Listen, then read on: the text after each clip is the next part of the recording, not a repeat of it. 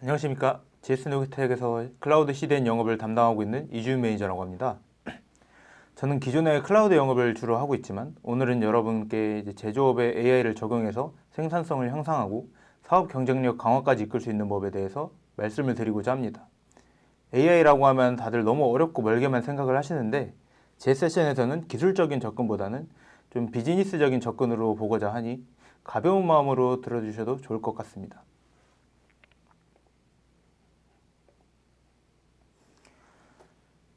먼저 이번 세션의 순서에 대해서 간략하게 말씀을 드리도록 하겠습니다. YDX, How AI, When AI, 그리고 Why GS 네오텍인지의 순서로 진행하고자 합니다.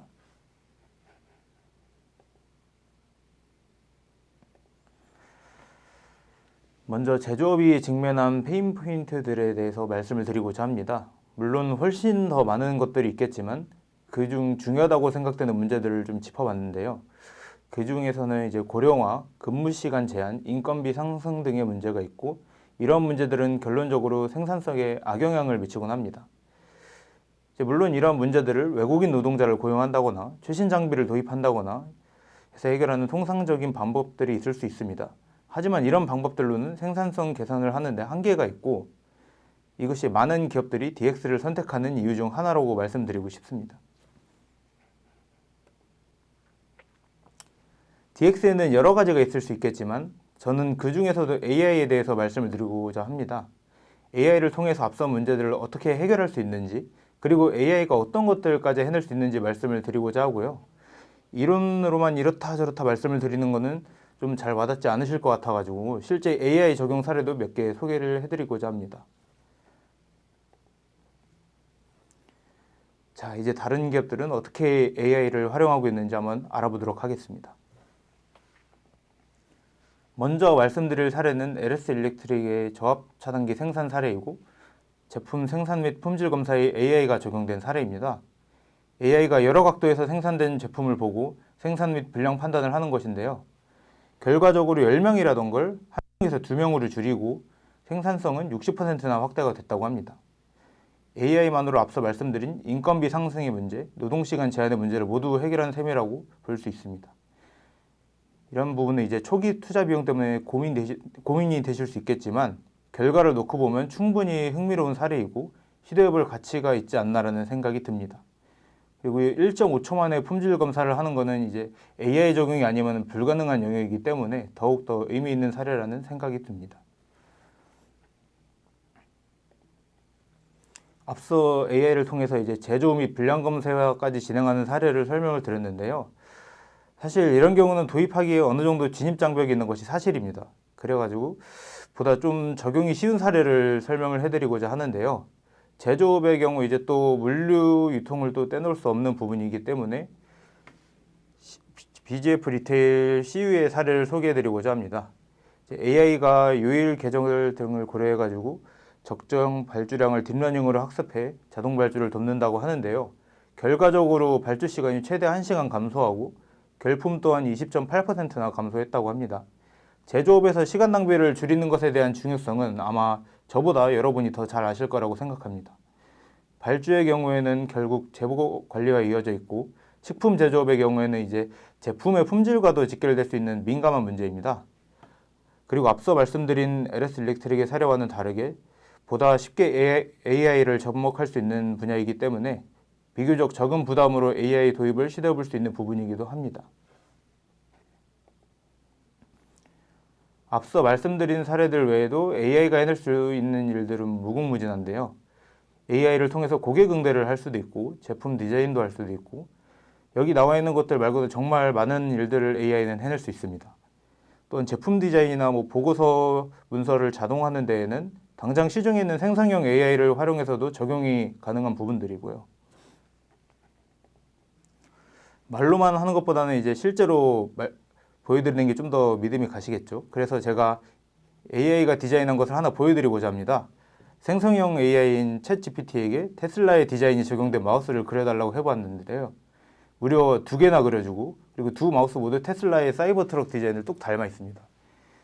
이러한 디자인을 바로 제품에 적용하는 것은 무리가 있을 수도 있겠지만 제품 디자인에 영감을 얻거나 제품의 콘셉트를 잡는 데에는 충분히 도움을 줄 수 있다고 저는 생각합니다. AI라는 게 적용하는 방법에 따라 이렇게 진입장벽을 완전히 낮출 수도 있기 때문에 도입에 대해서는 너무 어렵지 않게 생각하셨으면 좋겠습니다. 자, 이제 웬 AI인데요. 이제 앞서 말씀드린 걸 듣고 나서 이제 제조업에 AI가 좋고 도움이 되는 건 알겠는데 굳이 지금 AI를 도입해야 될까에 대해서는 아직 의문이 드실 수 있다고 생각을 합니다. AI는 언제 도입을 하는 게 좋을까요? 저는 바로 지금이라고 말씀을 드리고 싶은데요. 정확히는 더 늦기 전에 빨리 도입을 하셨으면 좋겠다는 말씀을 드리고 싶습니다. 아무래도 제가 말씀드리는 것보다는 IT 업계 과장분들이 말씀하시는 게 좀 더 와닿겠죠. 그래서 이제 이분들 말씀을 좀 인용을 하고자 하는데요. 먼저 삼성전자의 경계현 대표이사는 아예 AI에서 뒤떨어지면 경쟁이 어렵다고 말을 하고 있고요. 엔비디아의 CEO인 젠슨 황도 이제 AI를 활용하지 않는 회사는 도태될 것이라고 이제 콕 집어서 얘기를 하고 있습니다. 그리고 빌 게이츠와 일론 머스크도 AI의 무서운 성장세에 대해서 언급을 했습니다. 이처럼 AI는 하루가 다르게 발전하고 새로워지기 때문에 조금만 늦어도 금방 뒤처지는 분야입니다. 그리고 마이크로소프트를 제외한 나머지 세 기업은 어떻게 보면 제조업을 주로 하고 있는 기업들이기 때문에 좀 더 와닿는 부분이 있으셨으면 합니다. 마지막으로 YGS 네오텍입니다. 그래서 결론적으로 왜 GS 네오텍이어야 하는지에 대해서 말씀을 드리고 싶은데요. 먼저 주요 AI들은 클라우드 위에서 AI를 활용하는 형태입니다. 따라서 클라우드를 잘 하는 기업과 함께하는 게 절대적으로 유리하다고 말씀을 드리고 싶고요. GS 네오텍의 경우 아마존 웹서비스 프리미어 파트너, 구글 클라우드 프리미어 파트너, 그리고 네이버 클라우드도 골드 파트너입니다. 그리고 이 세 기업들은 각각 베드락, 제미나이, 하이퍼클로버 X라는 자체적인 AI를 운영하고 있습니다. 또한 GS 네오텍은 보시는 바와 같이 이미 AI에 관련해서 여러 가지 프로젝트를 진행해 본 경험이 있고 이미 진행 중인 프로젝트들도 많습니다. 이 중에는 제조 공정이나 원자재에 관련된 프로젝트들도 있기 때문에 제조업 AI 분야에서도 전문가라는 말씀도 같이 드리고 싶습니다.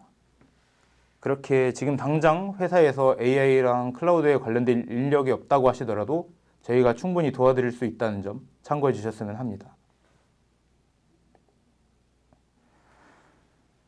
다음은 제 세션 다음에 이제 순서를 간략하게 보여드리고자 하는데요. 저보다는 좀 더 기술적인 세션들이기 때문에 관심 있으신 분들은 꼭 들으셨으면 좋겠습니다. 크게 관심이 없다고 하셔도 이제 나머지 세션들을 듣고 나서 조금이나마 영감을 얻어 가실 수 있는 자리가 됐으면 합니다. 마지막으로 그림 하나를 보여드리면서 마무리를 하고 싶은데요. 앞서 말씀드린 굳이 AI를 지금 도입해야 하나요? 에 대한 답변이 될 수도 있을 것 같습니다. 물론 바퀴가 네모로 되어 있는 건 좀 조금 극단적인 예시긴 하지만 지금 너무 바쁘다고 해서 중요한 문제점들을 놓치지 않으셨으면 하는 마음이고요. 당장에 1m, 10m야 저 네모난 바퀴로도 수레를 끄는 게 가능하겠지만 100m, 100km, 더 나아가 그 이상의 먼 길을 가기 위해서는 둥근 바퀴가 꼭 필요합니다. 저 또한 여러분들이 보다 편히 수레를 끌어나가시길 바란다는 말씀 드리면서 세션 마치도록 하겠습니다. 정말 마지막으로 이제 하나 더 말씀을 드리자면 웨비나에 끝까지 참여해 주신 분들에게만 AWS 교육 및 실습에 대한 혜택을 드리고자 합니다. 그래서 이제 끝까지 참여하고 혜택도 받아가시면 좋을 것 같다는 말씀 드립니다. 세션 들어주셔서 감사합니다.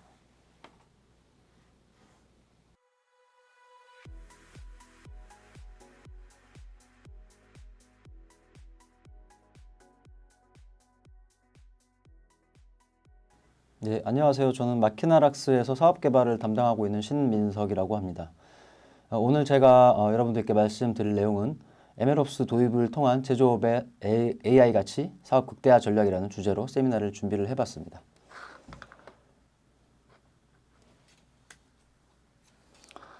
일단 본론으로 들어가기에 앞서 가지고 간단한 사진 하나로 시작을 해보겠습니다.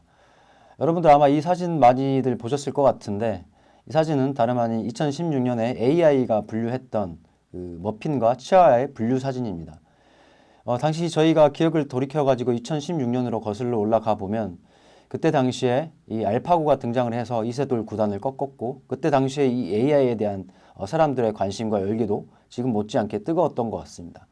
그런데 또 한편으로는 이 AI가 당시에 빅테크가 내놓았던 이 비전 AI가 이렇게 보시듯이 치아와와 어떤 머핀도 제대로 구분해내지 못하는 이런 이제 한계점을 두고 또 한편에서는 이것이 AI의 한계이다라는 이제 분위기도 있었던 것이 사실이고요. 그런데 지금은 더 이상 치아와 머핀의 분류가 문제가 아니라 이제는 아예 치아와 이미지를 생성하는 단계에 이르렀습니다. 여기 보시는 모든 이 사진들이 다 챗GPT가 생성한 치아와의 사진들이고요. 그런데 또 불과 올해 초에 또 오픈AI사에서 내놓은 이 소라 AI는 이제는 이미지를 생성하는 게 아니라 아예 실제와 같은 동영상을 생성하는 단계까지 이르게 되어 있습니다. 이 영상 같은 경우도 위에 보시는 이 프롬프트 단 한 줄을 인풋으로 받아서 이와 같은 실제와 전혀 다를 바가 없는 영상을 만들어내는 그런 단계에 이르게 되었습니다. 이와 같은 AI의 발전 속도는 최근 들어 더욱더 가속화되고 있는 추세인데요. 보시듯이 그 AI 파라미터의 사이즈 수로 대변이 되는 이 모델의 어떤 성능의 그 성능의 발전 속도가 지난 수년간의 발전 속도보다 최근 2년간의 발전 속도가 훨씬 더 가파르게 올라간 그런 추세로 보시면 될 것 같습니다. 그래서 최근에는 그 파라미터 수가 수조 개, 심지어는 수십조 개를 넘어가는 그런 초거대 모델도 생겨나고 있는 그런 상황입니다. 바이오로 AI 시대인 것 같습니다. 정말 AI가 그 어느 때보다 더 뜨겁게 빠르게 발전하고 있는 상황이고요. 그렇다면 이와 같은 AI의 발전이 이 제조업에서는 어떠한 상황인지 한번 살펴보도록 하겠습니다. 맥킨지에서 2023년에 조사한 바에 따르면 2030년까지 이 산업 전반에서 제조업을 포함한 산업 전반에서 AI와 관련 기술들이 창출할 그런 가치 총액이 7트릴리언 달러, 무려 하나로는 약 1경 원에 가까운 그런 가치를 창출할 것으로 내다보고 있습니다. 그렇기 때문에 최근 들어서는 90%가 넘는 대다수 기업들의 경영진들께서는 당연히 이제 AI가 자사의 경쟁력 확보의 필수이다라고 여기고 있고 많은 시도들을 실제로 하고 계시는 상황입니다. 그런데 이런 시도와 가치 창출할 그런 기대감에 비해서 실제 제조업에서 AI를 도입을 해가지고 어떤 실제 비즈니스 가치를 창출했는가 하는 그 퍼센티지를 따져봤을 때는 여전히 16% 정도로 이게 이제 몇 년 전에는 한 10% 정도로 해서 물론 지금까지 지난 몇 년간 발전이 있어 왔습니다만은 여전히 제조업은 다른 타 산업, 디지털 네이티브한 산업 혹은 IT 분야의 산업에 비해서 이 AI가 실제로 도입이 돼서 가치를 창출하는 그 비율이 여전히 조금 더 갈 길이 더 많이 남아 있다. 이렇게 보시는 게 맞을 것 같습니다.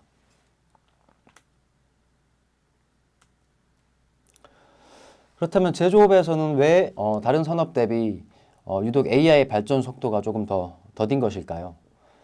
그 이유를 살펴보자면 가장 큰 이유는 바로 제조업에서는 일반화된 해결책이 없다라는 것입니다.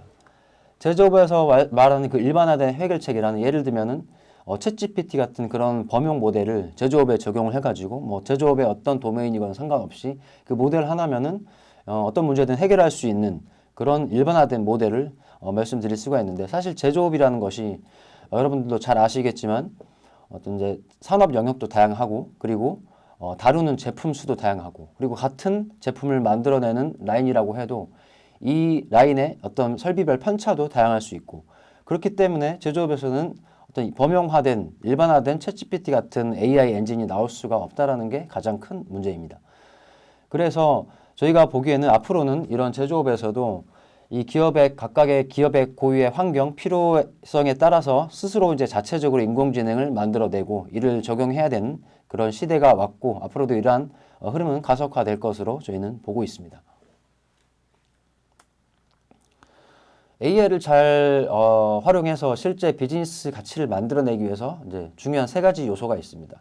너무나 잘 아시듯이 첫 번째 이 데이터 부분, 그 다음에 이제 오른쪽에 챗GPT 같은 유능한 똑똑한 AI 엔진 이 두 가지 측면이 있을 수 있고 그 세 번째로는 가운데 있는 ML 인프라, 다시 말해서 머신러닝 오퍼레이션 영역이 있을 수가 있는데 저는 오늘 이 가운데 영역에 대해서 여러분들에게 좀 집중해서 말씀드리려고 하고 있습니다.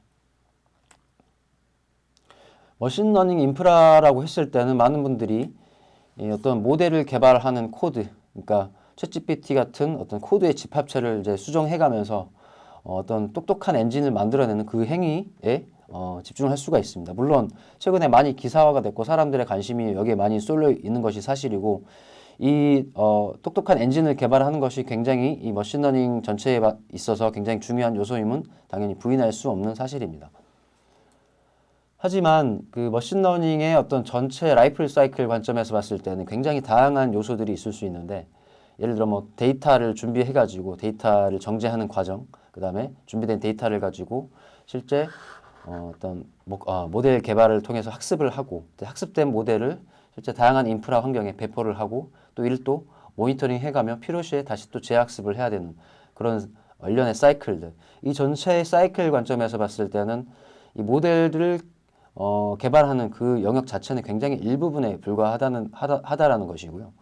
이와 같은 개념을 구글은 이미 2015년에 밑에 보시는 Hidden Technical Debt라는 이 논문을 통해서 그러니까 머신러닝의 숨겨진 기술 부채라는 논문을 통해서 이와 같은 MLOps적인 개념을 제시를 한 바가 있습니다.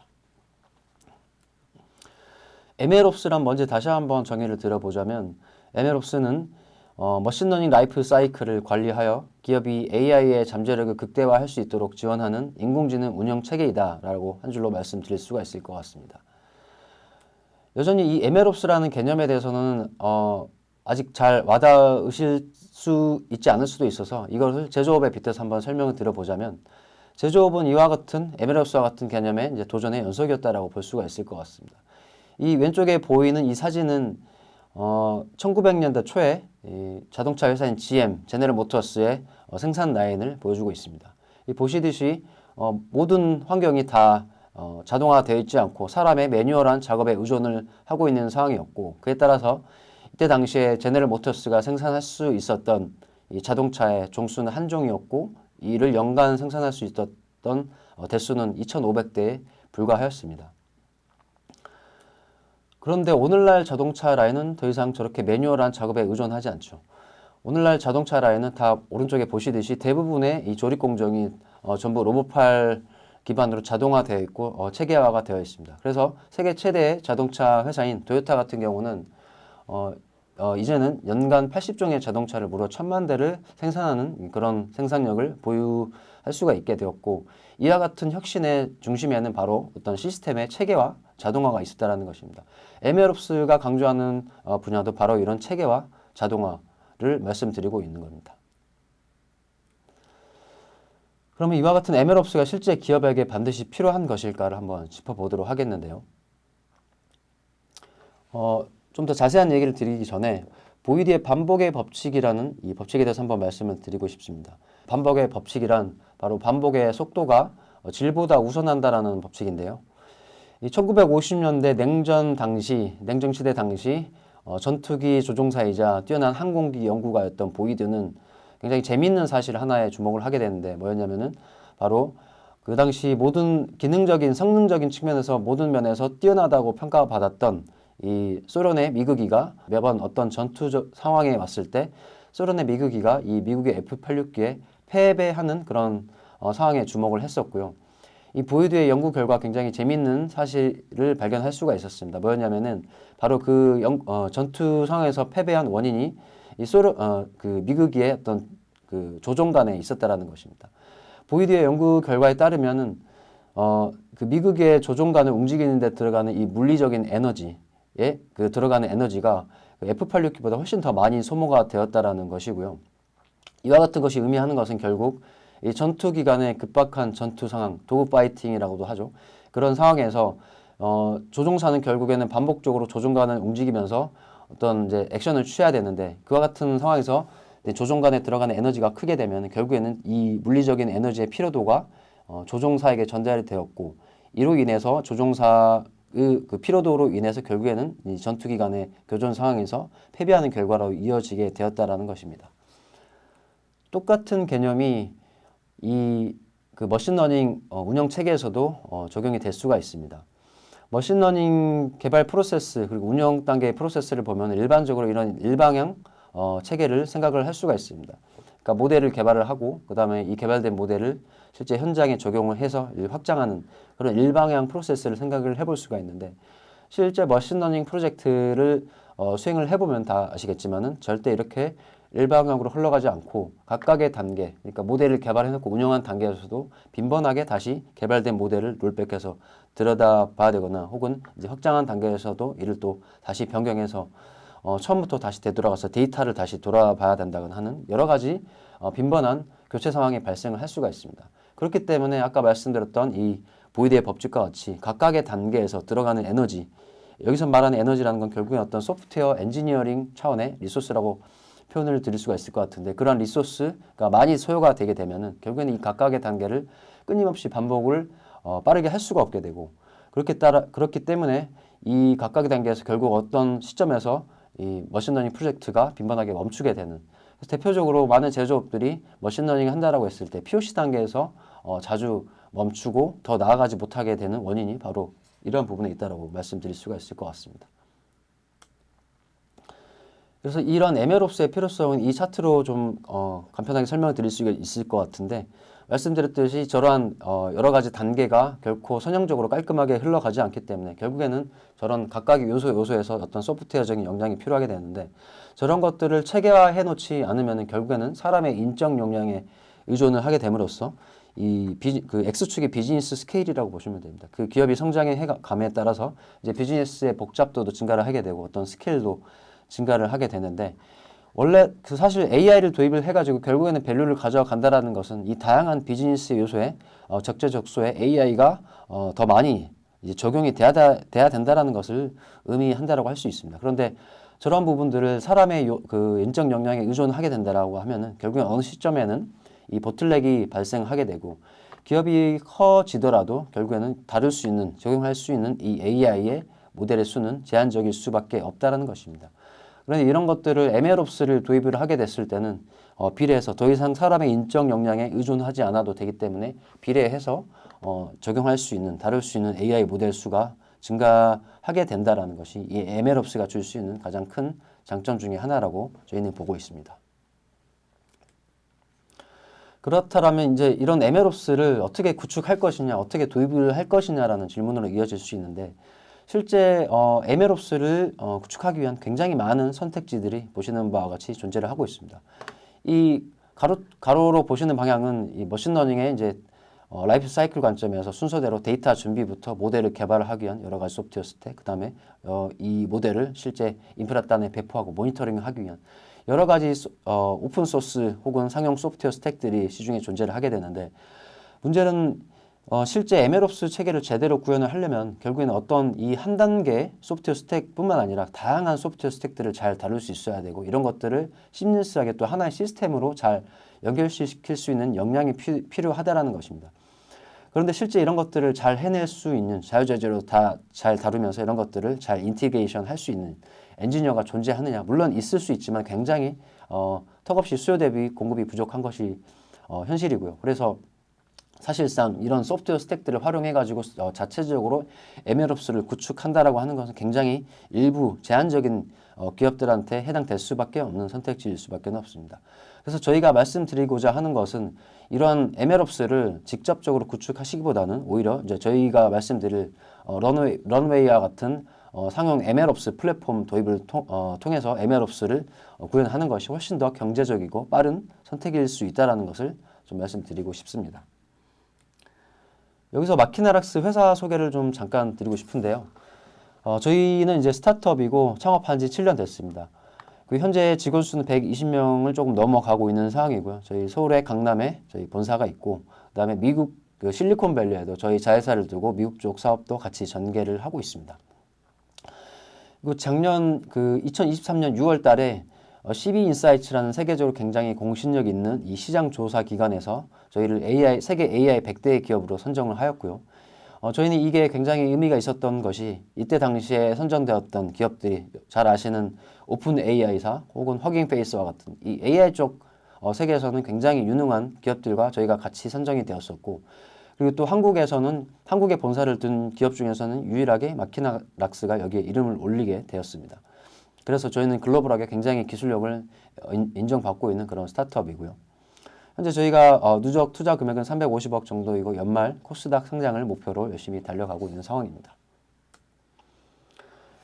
지금까지 굉장히 다양한 분야의 제조업 기업들과 이 런웨이를 활용해서 굉장히 다양한 분야의 문제를 해결을 해 왔었고요. 저희 이제 오늘 말씀드리고자 하는 이 저희 AI 플랫폼 런웨이는 결국은 엔드-투-엔드 AI 플랫폼을 지향을 하고 있습니다. 엔드-투-엔드 AI라는 것은 이 AI 개발과 이 운영 과정에 필요한 다양한 요소들을 저희가 이 하나의 플랫폼 상에서 활용하시고 다른 플랫폼을 이제 활용하실 필요 없이 간단하게 저희 플랫폼을 통해서 이제 사용성 편하게 활용하실 수 있다라는 것이고요. 결국에는 그러한 기능들은 이 AI 개발과 운영에 필요한 기능이 이제 런웨이로서 이렇게 가운데 자리를 하고 있고 여러 가지 데이터 소스를 커넥터를 통해서 연결을 해서 이 데이터를 이 저희 런웨이 상에서 이제 엔지니어링 작업을 통해서 학습용 데이터셋을 제작을 하고 이 런웨이를 통해서 개발된 모델을 API 엔드포인트 형태로 이렇게 다양한 비즈니스 어플리케이션에 연동을 해서 활용하시는 형태라고 보시면 될 것 같습니다.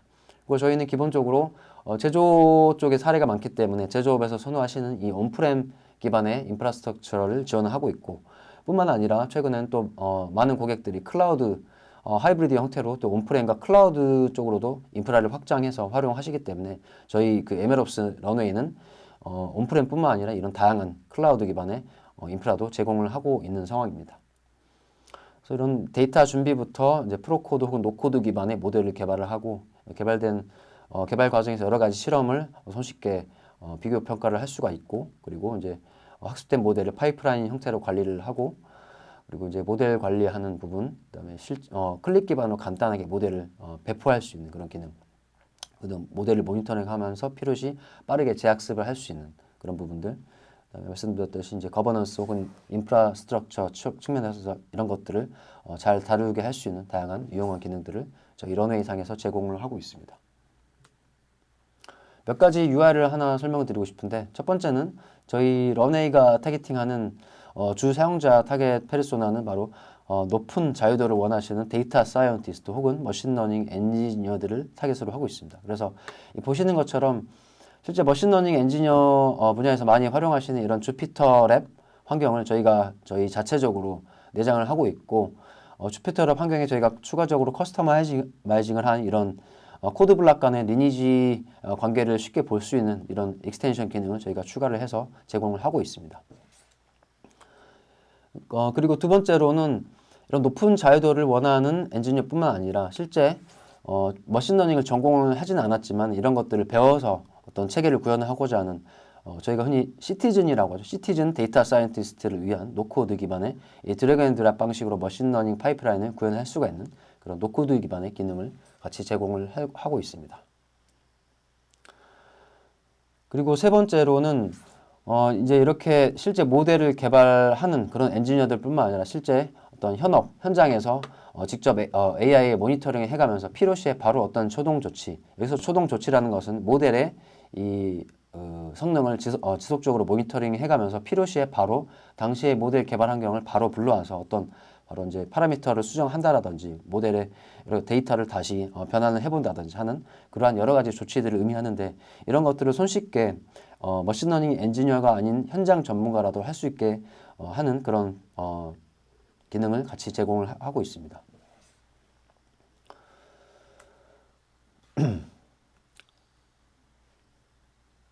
이러한 기능 외에도 최근에 저희가 많은 고객사들을 만나면서 이제 들었던 요구사항 중에 하나가 바로 하이브리드 형태의 AI 플랫폼입니다. 하이브리드 형태의 AI라는 것은 결국에는 이 온프레미스의 어떤 여기 보이시는 여러 가지 사각형들은 저희 런웨이가 제공하는 기능들을 모듈화해서 표현을 해놓은 것이고요. 그래서 런웨이가 기본적으로 제조업에서 선호하시는 형태로 이제 온프레미스 서버에 설치가 되어 있고, 이제 많은 경우에 이런 것들을 클라우드의 컴퓨팅의 리소스, 대표적으로 GPU가 되겠죠. 이런 모델을 개발하고 실제 학습을 하고 그다음에 모델을 배포하는 이 그레이 영역에 있어서 이제 온프렘의 GPU 자원뿐만 아니라 클라우드의 어떤 자원까지 버스팅 용도로 실제 활용하시는 그런 환경을 선호를 하고 이러한 니즈가 많이 있습니다. 그래서 저희는 이런 것들을 지원할 수 있게끔 특정 인프라에 종속적이지 않는 형태로 쿠버네티스 기반의 아키텍처를 제공을 하고 있고요. 두 번째로는 이런 다양한 하이브리드 인프라 리소스를 단일 플랫폼 하나로 운영할 수 있어야 된다는 것입니다. 무슨 말이냐 하면은 이런 기본적으로 런웨이가 설치된 이런 온프레임 환경에서 물론 이제 다양한 컴퓨팅 리소스들을 이제 조절을 하겠지만 필요시에 클라우드 환경으로 넘어갈 때는 또 클라우드 어떤 예를 들면 AWS의 콘솔을 열어가지고 어떤 액션을 취한다라는 것이 아니라 AWS의 GPU를 가져다 쓸 때 저희가 제공하는 이 단일 런웨이 환경에서 이런 사용자 입장에서는 이 GPU가 클라우드이건 온프레임에 있건 사용자 입장에서는 동일한 워크플로우를 유지하며 단일 플랫폼 하나로 이런 것들을 시미러스하게 운영을 할 수 있어야 된다는 것이고 저희 런웨이에서는 그런 이제 시미러스한 운영 플랫폼을 지원을 하고 있습니다. 세 번째로는 하이브리드 AI 플랫폼이라는 것은 결국 지향해야 되는 바는 다양한 시스템과의 연동성이고요. 이 다양한 시스템과의 연동성이라는 것은 이 MLOps라는 AI 플랫폼이라는 개념은 굉장히 광범위한 개념일 수가 있습니다.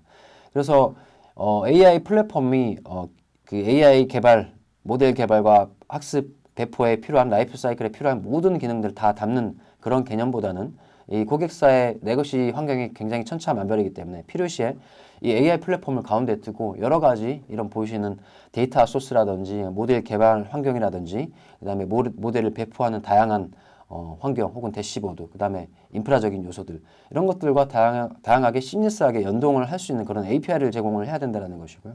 저희도 이런 API를 각각의 기능상의 이제 모듈화된 형태로 제공을 하고 있어서 고객사의 레거시 환경이 어떻든 간에 저희 AI 개발 환경을 이제 넣어서 이 고객사의 그 시스템과의 연동성 그래서 자연스럽게 녹아 들어가는 그런 AI 플랫폼 시스템을 저희는 추구를 하고 있습니다. 그래서 앞서 말씀드렸던 그 워크플로우 관점에서 아키텍처를 설명을 다시 한번 들어보면 여기서 보시는 이 파란색 박스 3개가 바로 런웨이의 개발 환경, 그 다음에 학습 환경, 그 다음에 모델의 배포 환경이라고 보시면 될 것 같고요. 그 다음에 이런 배포 환경, 이 런웨이 환경들은 기본적으로 어떤 온프레미건 혹은 어떤 클라우드 환경이건 간에 이제 런웨이가 AI 플랫폼으로서 자리를 하고 있고 여러 가지 데이터 소스 환경을 저희 개발 환경으로 불러 들어와서 여기서 이제 데이터 엔지니어링 작업을 하는 것이고요. 그리고 만약에 저희가 제공하는 자체적으로 내장한 주피터 랩 환경도 있지만 이게 기존의 모델 개발자 분들이 선호하시는 뭐 VS 코드라든지 아니면 파이찬과 같은 그런 환경이 있을 때는 또 이런 것들도 저희 기존의 개발 환경을 유지하시면서 개발된 모델 파이프라인을 직접 저희 이 런웨이로 불러올 수 있는 그런 연동성을 추구를 하고 있습니다. 그리고 학습 단계에서도 대표적으로 학습 단계에서 많은 경우에 어떤 GPU의 버스팅이 필요할 수가 있습니다. 그래서 온프렘에서 이제 런웨이가 설치된 형태로 GPU를 온프렘 자원을 활용할 수도 있지만 일시적으로는 때때로 굉장히 대량의 GPU 리소스를 끌어다가 빠르게 학습을 진행해야 되는 그런 상황이 있을 수 있는데 그럴 때 가장 유용한 것이 이제 AWS 혹은 뭐 기타 CSP에서 제공하는 여러 가지 HPC 환경, GPU 환경의 컴퓨팅 리소스가 될 수가 있습니다. 그래서 저희는 말씀드렸듯이 이런 외부의 클라우드 컴퓨팅 리소스 환경을 저희 런웨이 상에서 시미러스하게 활용할 수 있게끔 하는 그런 기능을 제공을 하고 있고요. 배포 단계에서도 굉장히 다양한 배포 방식이 있을 수 있습니다.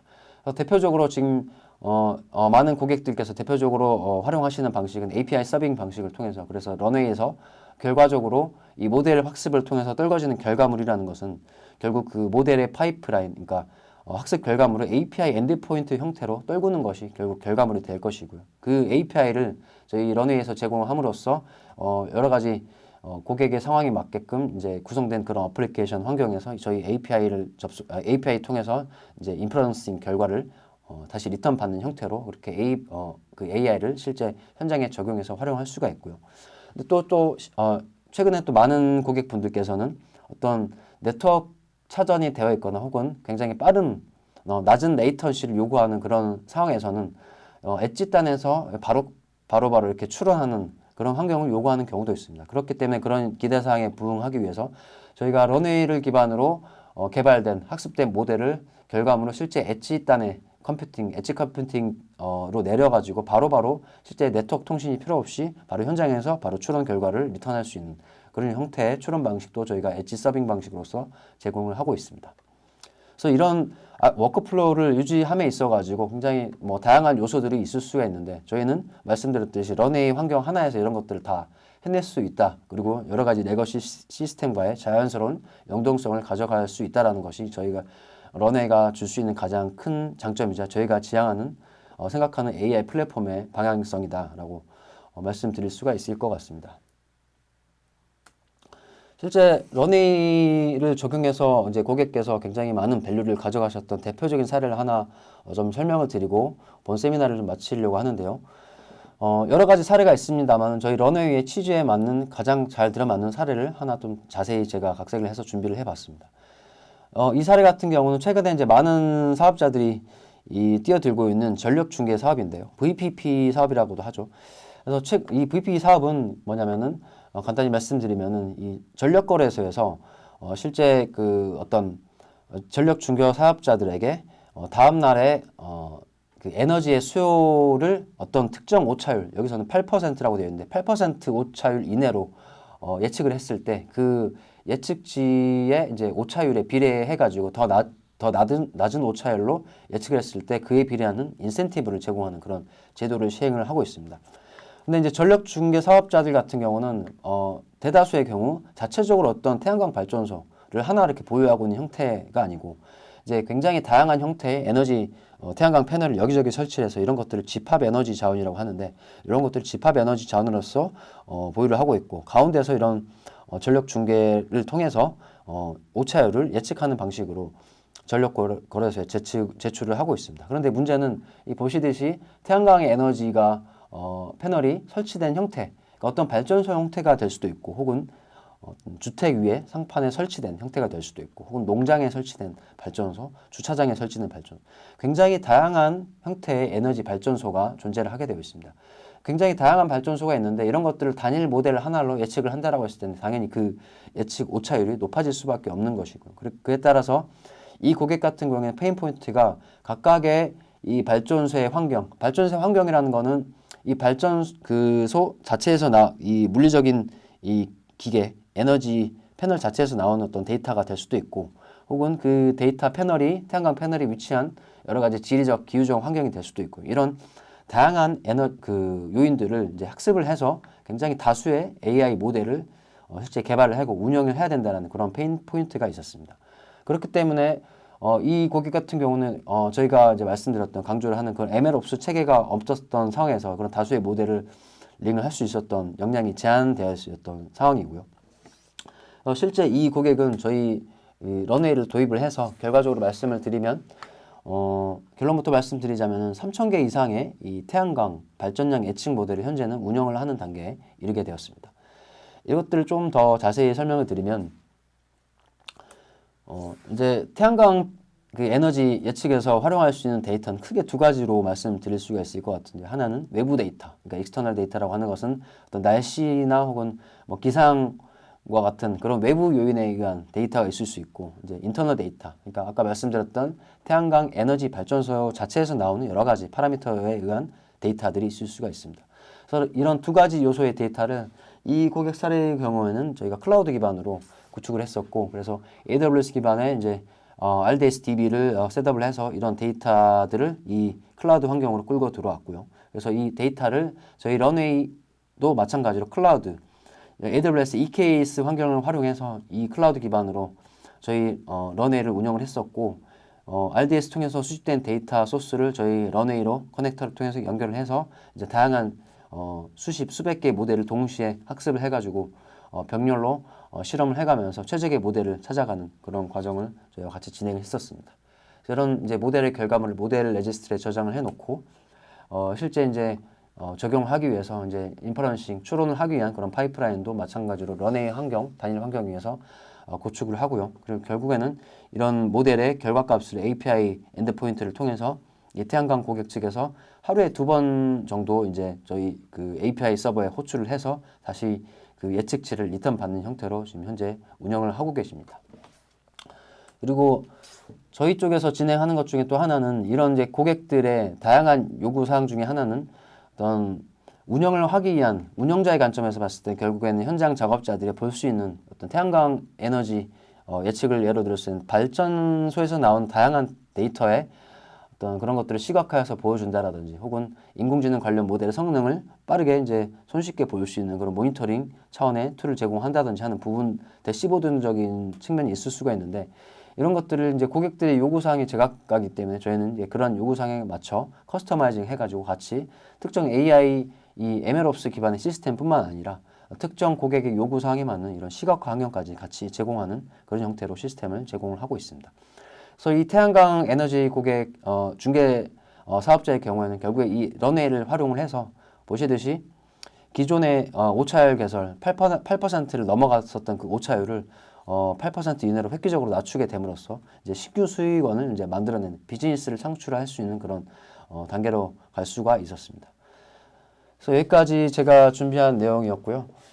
저희 그 마키나락스는 이제 대한민국에서 가장 MLOps 분야를 이제 가장 저희가 오랫동안 운영해왔던 기업이고, 그래서 이 분야에서 가장 많은 경쟁력을 가지고 있는 기업이다, 이렇게 좀 말씀드릴 수가 있을 것 같습니다. 그래서 MLOps 분야에 많은 고민을 하고 계시다, 혹은 자사의 AI의 어떤 개발 속도가 더디거나 이런 것들을 획기적으로 좀 효율화, 자동화시키고 싶다 하는 니즈가 있으실 때 저희 마키나락스를 불러주시면은 여러 가지 문제들을 같이 해결하는 방식으로 그렇게 같이 협업을 진행해 보면 좋을 것 같습니다. 네, 이상입니다.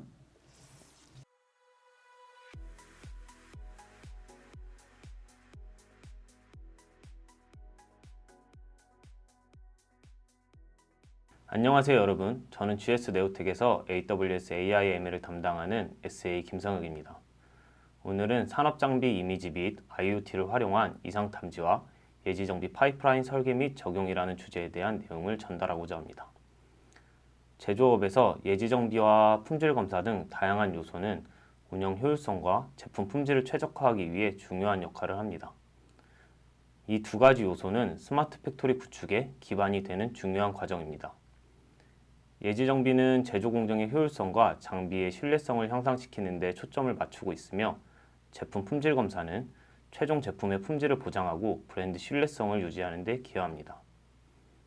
따라서 오늘 발표에서는 IoT를 활용한 공정 예지 정비와 이미지를 활용한 품질 검사 자동화라는 두 가지 주제에 대해 심도 있게 다루고자 합니다. 이를 통해 제조 산업에서의 효율적인 생산 운영과 높은 고객 만족도를 달성하기 위한 방안을 모색해 보도록 하겠습니다. 오늘 아젠다는 다음과 같습니다. 우선 IoT를 활용한 공정 예지 정비에 대한 내용으로 아마존 모니터론을 소개해 드릴 예정이며, 제품 품질 검사 자동화에 대한 내용으로는 아마존 룩아웃 for 비전에 대해 소개해 드릴 계획입니다. 이어서 아마존 룩아웃 for 비전에 대한 데모를 진행하며 발표를 마무리하도록 하겠습니다. IoT를 활용한 공정 예지 정비에 대한 내용으로 아마존 모니터론이라는 서비스를 소개해 드리도록 하겠습니다. 산업 유지 보수 및 안정성 영향 지표와 관련하여 여러 산업 소수에 따르면 지난 3년 동안 82%의 기업이 예상치 못한 다운타임을 경험했다고 합니다. 또한 응답자의 70%가 장비의 유지 보수 또는 업그레이드 시기를 정확하게 인식하지 못하고 있으며, 유지보수 전략이 부실한 시설에서는 약 5에서 20%의 생산 능력 감소율을 보이고 있습니다. 결과적으로 예상치 못한 다운타임은 연간 $50빌리언 달러의 비용을 발생시키고 있습니다. 이러한 예상치 못한 다운타임을 해결하고 적절한 유지보수 시기를 선정함으로써 우리는 이러한 리스크를 최소화해야 할 필요가 있습니다. 결과적으로 예상치 못한 다운타임은 많은 비용을 발생시키며 장비 유지 보수 및 교체에 대한 전략 부재는 시설 가동 능력에 대한 제한을 가져옵니다. 하지만 다량의 장비의 예지 정비의 도입은 쉽지가 않습니다. 우선 제품 기획, 개발부터 양산까지, 주문에서부터 완제품 출하까지 제조업 관련 모든 과정에서 산업 자동화뿐 아니라 IT 기술의 접목은 복잡한 요소를 포함하고 있습니다. 또한 센서 구축 비용이 많이 들고 파이프라인 구축 과정에서 반복되는 시도로 많은 비용이 소요됩니다. 더불어 클라우드 인프라를 안전하게 구축하고 데이터 파이프라인을 구축하는 것 또한 복잡합니다. 하드웨어 교체 주기 및 교체 비용 산정이 어렵습니다. 설비 장비를 분석하기 위한 IoT 센서와 빅데이터 플랫폼 구성을 위한 서버 및 스토리지 구매가 필요하며, 구매 계획 단계에서는 5에서 10년 수명의 하드웨어 장비 교체를 위한 5에서 10년간의 수요 예측 및 장비에 대한 용량 산정 작업이 필요합니다. 마지막으로 자동화 등 단기간 내 성공 여부 판단이 어렵습니다. POC를 통한 서비스의 정확도 평가가 필요하며, 이러한 절차와 개념 증명이 잘 수행되지 않는다면 수개월의 시간과 큰 비용이 소모됩니다. 이를 해결하기 위해 AWS는 예지 정비를 통해 예상치 못한 다운타임을 방지하게 하는 아마존 모니트론이라는 산업용 솔루션을 제공하고 있습니다. 아마존 모니트론은 전원이 필요 없는 센서 디바이스와 서비스를 결합한 엔드투엔드 솔루션입니다. 기계학습을 활용하여 산업 장비의 비정상 상태를 감지하고 이를 통해 장비 유지 보수에 도움을 줍니다. 아마존 모니트론은 센서와 게이트웨이로 구성되며 웹, 앱 애플리케이션을 제공하며 모니터링 서비스를 제공하고 있습니다. 아마존 모니트론의 핵심 기능은 다음과 같습니다. 먼저 간단한 센서 설치를 통해 온도, 진도 등의 데이터를 수집합니다. 수집한 데이터는 모니트론의 게이트웨이를 통해 모니트론 서비스를 제공됩니다. 이 데이터는 기계학습 분석을 거쳐 예상치 못한 다운타임과 장애를 감지하게 됩니다. 또한 제공되는 웹, 앱 애플리케이션을 통해 실시간으로 장비의 상태를 모니터링할 수 있습니다. 이와 같이 아마존 모니트론은 센서 데이터 수집부터 분석, 모니터링까지 엔드투엔드 솔루션을 제공하며 고객의 예측 정비와 효율적인 장비 관리를 지원합니다. 아마존 모니트론은 다음과 같은 과정으로 작동됩니다. 우선 아마존 모니트론 센서가 장비에서 온도 및 진동 데이터를 캡처하여 게이트웨이로 전송합니다. 이어서 아마존 모니트론 게이트웨이는 공장의 인터넷 연결을 활용하여 이 데이터를 AWS 클라우드로 전송합니다. AWS 클라우드의 AWS 모니트론 ML 기반 서비스가 센서 데이터를 분석하여 잠재적인 결함이나 이상 징후를 탐지합니다. 아마존 모니트론이 잠재적인 장애를 발견하면 아마존 모니트론 앱을 통해 신뢰성 관리자와 기술자에게 알림을 보냅니다. 기술자는 이 알림을 통해 문제를 조사하고 해결하며 알림의 정확성, 장애, 원인에 등의 피드백을 제공합니다. 아마존 모니트론은 이러한 피드백을 통해 학습하고 지속적으로 개선됩니다. 또한 모니트론 앱은 직관적인 인터페이스와 차트로 현재 및 과거의 온도, 진동 데이터를 제공하여 문제 해결을 지원합니다. 좀 더 발전시켜서 데이터 레이크와 분석 툴과의 연동을 통해 좀 더 효과적인 데이터 관리와 대시보드 구성까지 진행할 수 있습니다. 이렇듯 아마존 모니트론은 팬, 베어링, 압축기, 모터, 기어박스, 펌프 등 다양한 시설에 적용할 수 있으며 기본적으로 제공하는 모니터링 서비스를 통해 손쉽게 상태 체크를 할 수 있습니다. 아마존 모니트론의 주요 특징 및 이점을 다음과 같이 정리하겠습니다. 우선 즉시 사용이 가능합니다. 간단한 센서와 게이트웨이 설치만으로 몇 시간 내에 ML 지식 없이도 장비 모니터링 서비스를 구축할 수 있습니다. 즉각적인 알람이 가능합니다. 비정상적인 기계 패턴을 감지하면 웹, 앱을 통해 즉각적으로 사용자에게 알림을 보내 기술자의 빠른 조치와 피드백을 가능하게 합니다. 더불어 ISO 표준 임계값과 머신러닝 모델을 통해 센서 신호를 분석합니다. 마지막으로 간단한 워크플로우를 통한 기술자의 피드백은 시간이 지날수록 모니트론의 성능을 개선하고 강력하게 합니다. 다음은 제품 품질 검사 자동화에 대한 내용으로 아마존 Lookout for Vision에 대해 소개해드릴 예정입니다.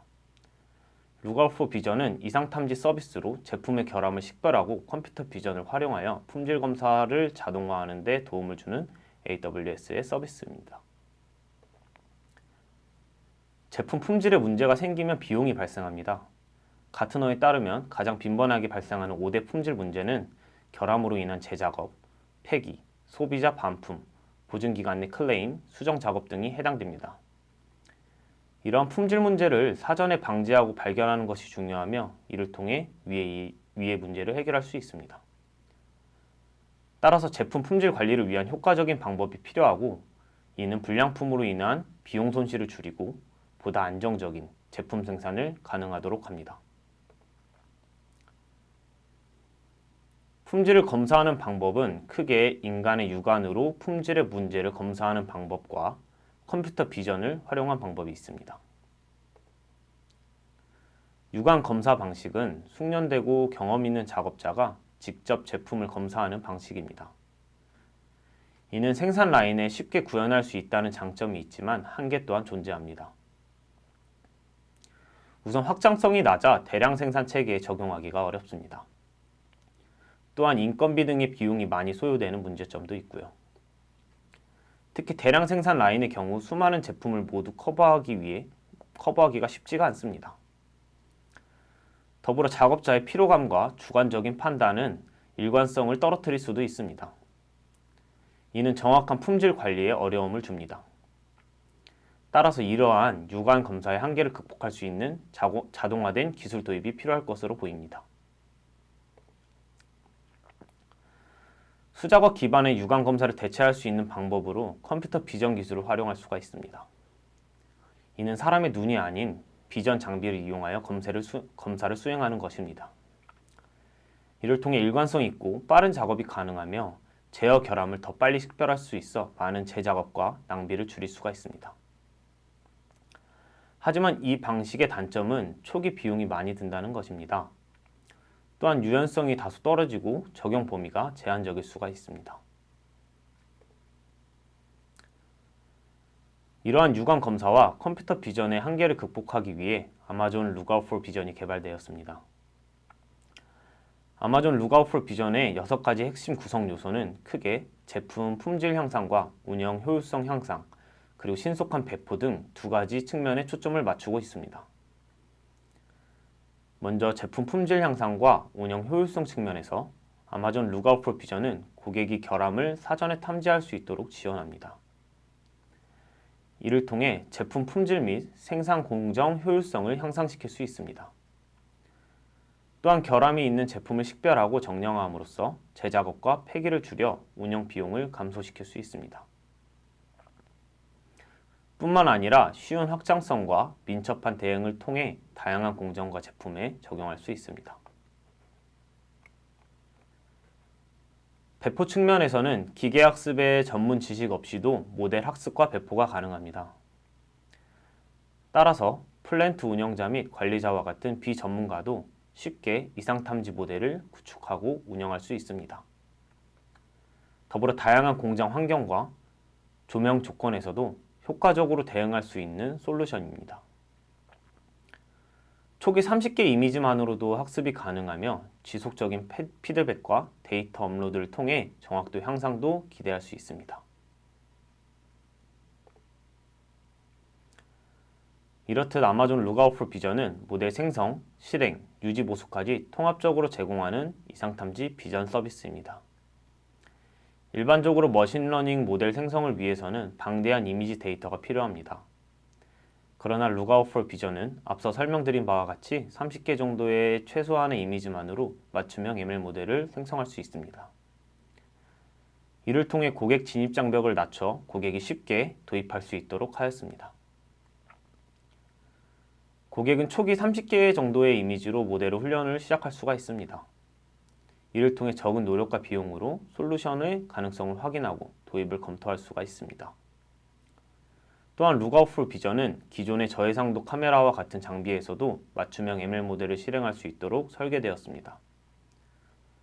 이를 통해 별도의 인프라나 하드웨어 구축 없이 손쉽게 솔루션을 배포할 수가 있습니다. 한편 초기 데이터가 부족할 경우 만족스러운 성능을 내기가 어려울 수가 있습니다. Lookout for Vision은 AWS 데이터 파이프라인을 활용하여 실시간으로 모델을 업데이트하고 피드백을 반영함으로써 지속적인 성능 향상이 가능합니다. 결과적으로 아마존 Lookout for Vision은 컴퓨터 비전 기술과 기계학습을 활용하여 제품의 결함과 이상 상태를 탐지하는 서비스입니다. 그 작동 과정은 다음과 같습니다. 먼저 생산 라인에서 정상 제품과 결함 제품의 이미지를 수집하여 아마존 Lookout for Vision에 제공합니다. 그러면 Lookout for Vision이 이 이미지 데이터를 활용하여 자동으로 몇 분 내에 맞춤형 AI 모델을 구축합니다. 이때 사용자는 이미지의 정상, 비정상 레이블을 지정하는 작업만 수행하면 됩니다. 모델 구축이 완료되면 Lookout for Vision의 대시보드를 통해 실시간 또는 배치 형태로 제품의 결함을 모니터링하고 관리할 수가 있습니다. 이를 통해 자동화된 검사 프로세스를 구현할 수가 있습니다. 그리고 식별된 결함에 대한 피드백을 통해 모델의 지속적인 품질 개선이 가능합니다. 이처럼 아마존 룩아웃 비전은 컴퓨터 비전 기술을 활용하여 제품의 결함을 탐지함으로써 품질 검사 프로세스를 자동화할 수 있습니다. 이는 결과적으로 스마트 팩토리 구현의 기반이 될 수 있습니다.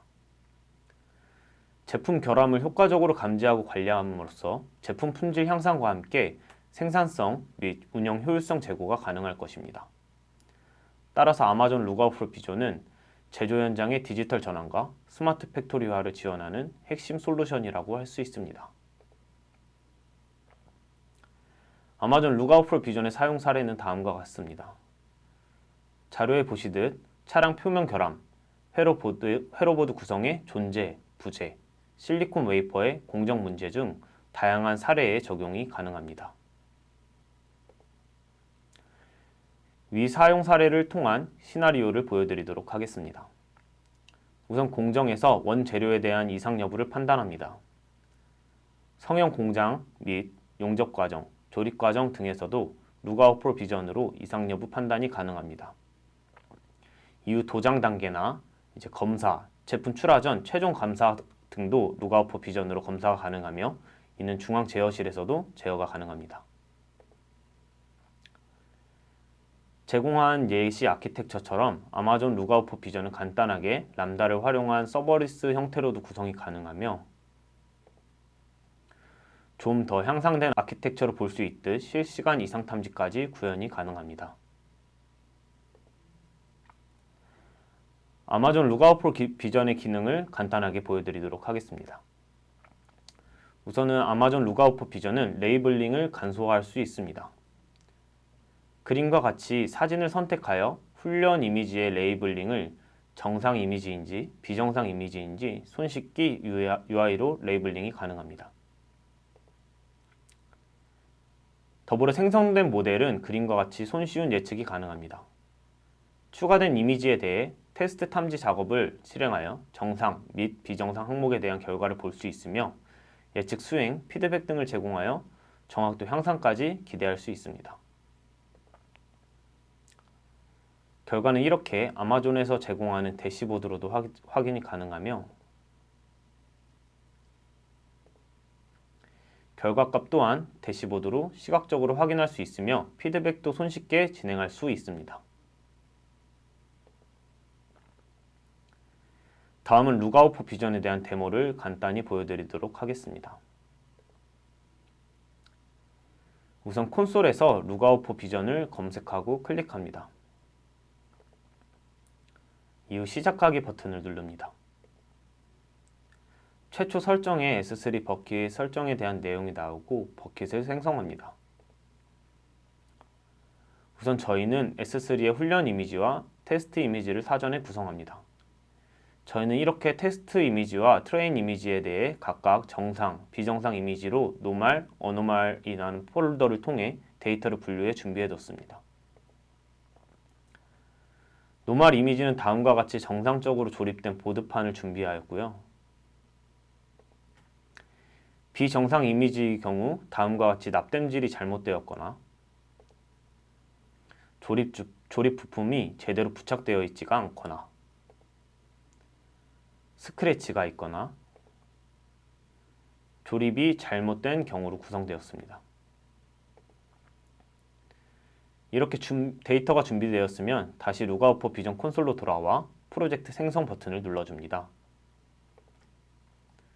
이후 프로젝트의 이름을 설정해 주시고 프로젝트 생성 버튼을 눌러줍니다. 다음으로 데이터 세트 구성에서 훈련 데이터 세트 및 테스트 데이터 세트 구성을 선택해 줍니다. 좀 더 빠르고 간단한 테스트를 위해서는 왼쪽에 단일 데이터 세트 생성을 통한 좀 더 쉬운 테스트가 가능합니다.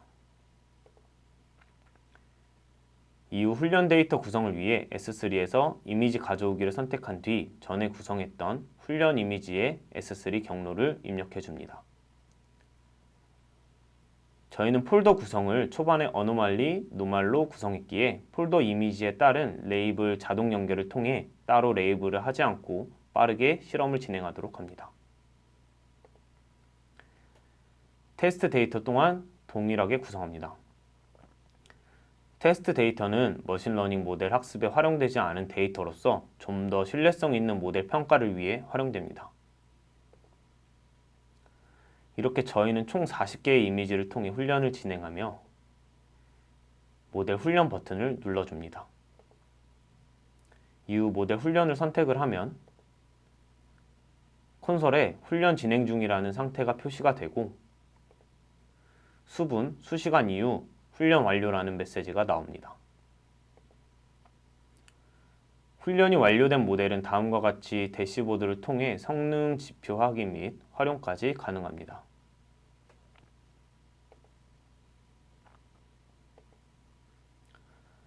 처음 설명드린 아마존 모니트론에 대한 더 상세한 내용과 레퍼런스는 다음 문서에서 보실 수 있으며 이후 설명드린 룩아웃 포 비전 관련 내용도 다음 링크와 문서에서 참고가 가능하십니다. 단순히 앞서 설명드린 AI ML 서비스를 도입하는 것 외에도 GS 네오텍은 고객의 상황과 요구사항에 따른 맞춤형 AI ML 컨설팅, 구축, 운영 서비스를 제공하고 있습니다. 이를 통해 고객은 AI ML 기술을 효과적으로 활용하여 생산성 향상, 품질 관리, 공정 최적화 등 다양한 목적을 달성할 수 있습니다.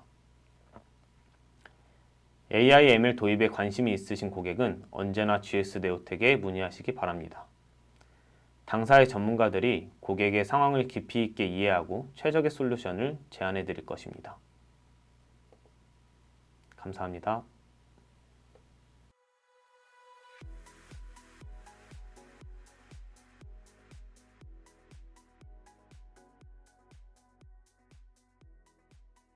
안녕하세요. 반갑습니다. GS 네오텍에서 AI ML 솔루션 아키텍트를 담당하고 있는 임성균입니다. 이번 강연에서는 제조 기업이 IoT 데이터를 활용하여 생산량 및 소비량을 예측함으로써 제조 분야가 나아가야 할 현대화 전략에 대해서 말씀드리도록 하겠습니다. 전체 목차입니다. 우선 제조 산업에서 AIoT 도입이 중요성을 살펴보고 레거시 환경에서 어떻게 디지털 전환이 이루어지는지 제조 시스템 현대화 전략에 대해서 말씀드리도록 하겠습니다. 다음으로 AWS가 제공하는 산업별 IoT 서비스 소개와 AI ML 서비스의 접목을 통한 실서비스 구축 방안에 대해서도 시연할 예정입니다. 제조 산업의 AIoT 중요성입니다. 제품 기획부터 생산, 유통, 판매까지의 일련의 과정을 거치는 제조 산업에서는 다양한 이해관계자들이 있으며 서로 다른 이해관계 속에 제품이 생산되어 소비자에게 전달됩니다. 예를 들어 생산 관리자는 생산 공정을 최적화하여 일정을 맞출 수 있을지, 재고 담당자는 재고 관리의 어려움으로 효율적으로 재고 관리에 대한 고민이 있으며, 이때 데이터 분석은 산업의 트렌드나 수익 구조 개선, 조직이나 기업이 중요한 의사결정을 내릴 때 통찰력을 제공합니다. 그럼 일반적으로 전통적인 제조 환경을 확인해 보도록 하겠습니다. 데이터 처리 위치는 공장 내 별도 서버실 혹은 PC에 존재하며 데이터 수집 및 분석을 위해 서버뿐 아니라 제반 시설인 전력관리, 냉각 시스템, 네트워크 인프라, 화재 안전시설 등을 필수적으로 갖추어야 합니다. 제조 환경뿐만 아니라 일반적인 레거시 환경에서의 확장성 및 유연성은 초기 구축된 서버 성능에 의존을 합니다. 더 많은 리소스가 필요한 경우에는 새로운 서버나 하드웨어를 구입해야 하며, 이는 비용과 시간이 많이 소요되는 방법입니다. 통신 프로토콜의 차이로 오래된 시스템일수록 현대적인 시스템과의 통합이 어려울 수 있으며 새로운 IT 기술 트렌드를 적용하는 데 제약이 있을 수 있습니다. 제조업 환경에서는 다양한 시스템과 장비가 사용되며 각각의 시스템은 다양한 데이터의 형식과 프로토콜을 사용할 수 있습니다. 이러한 복잡성은 데이터 접근성을 어렵게 할 수 있습니다.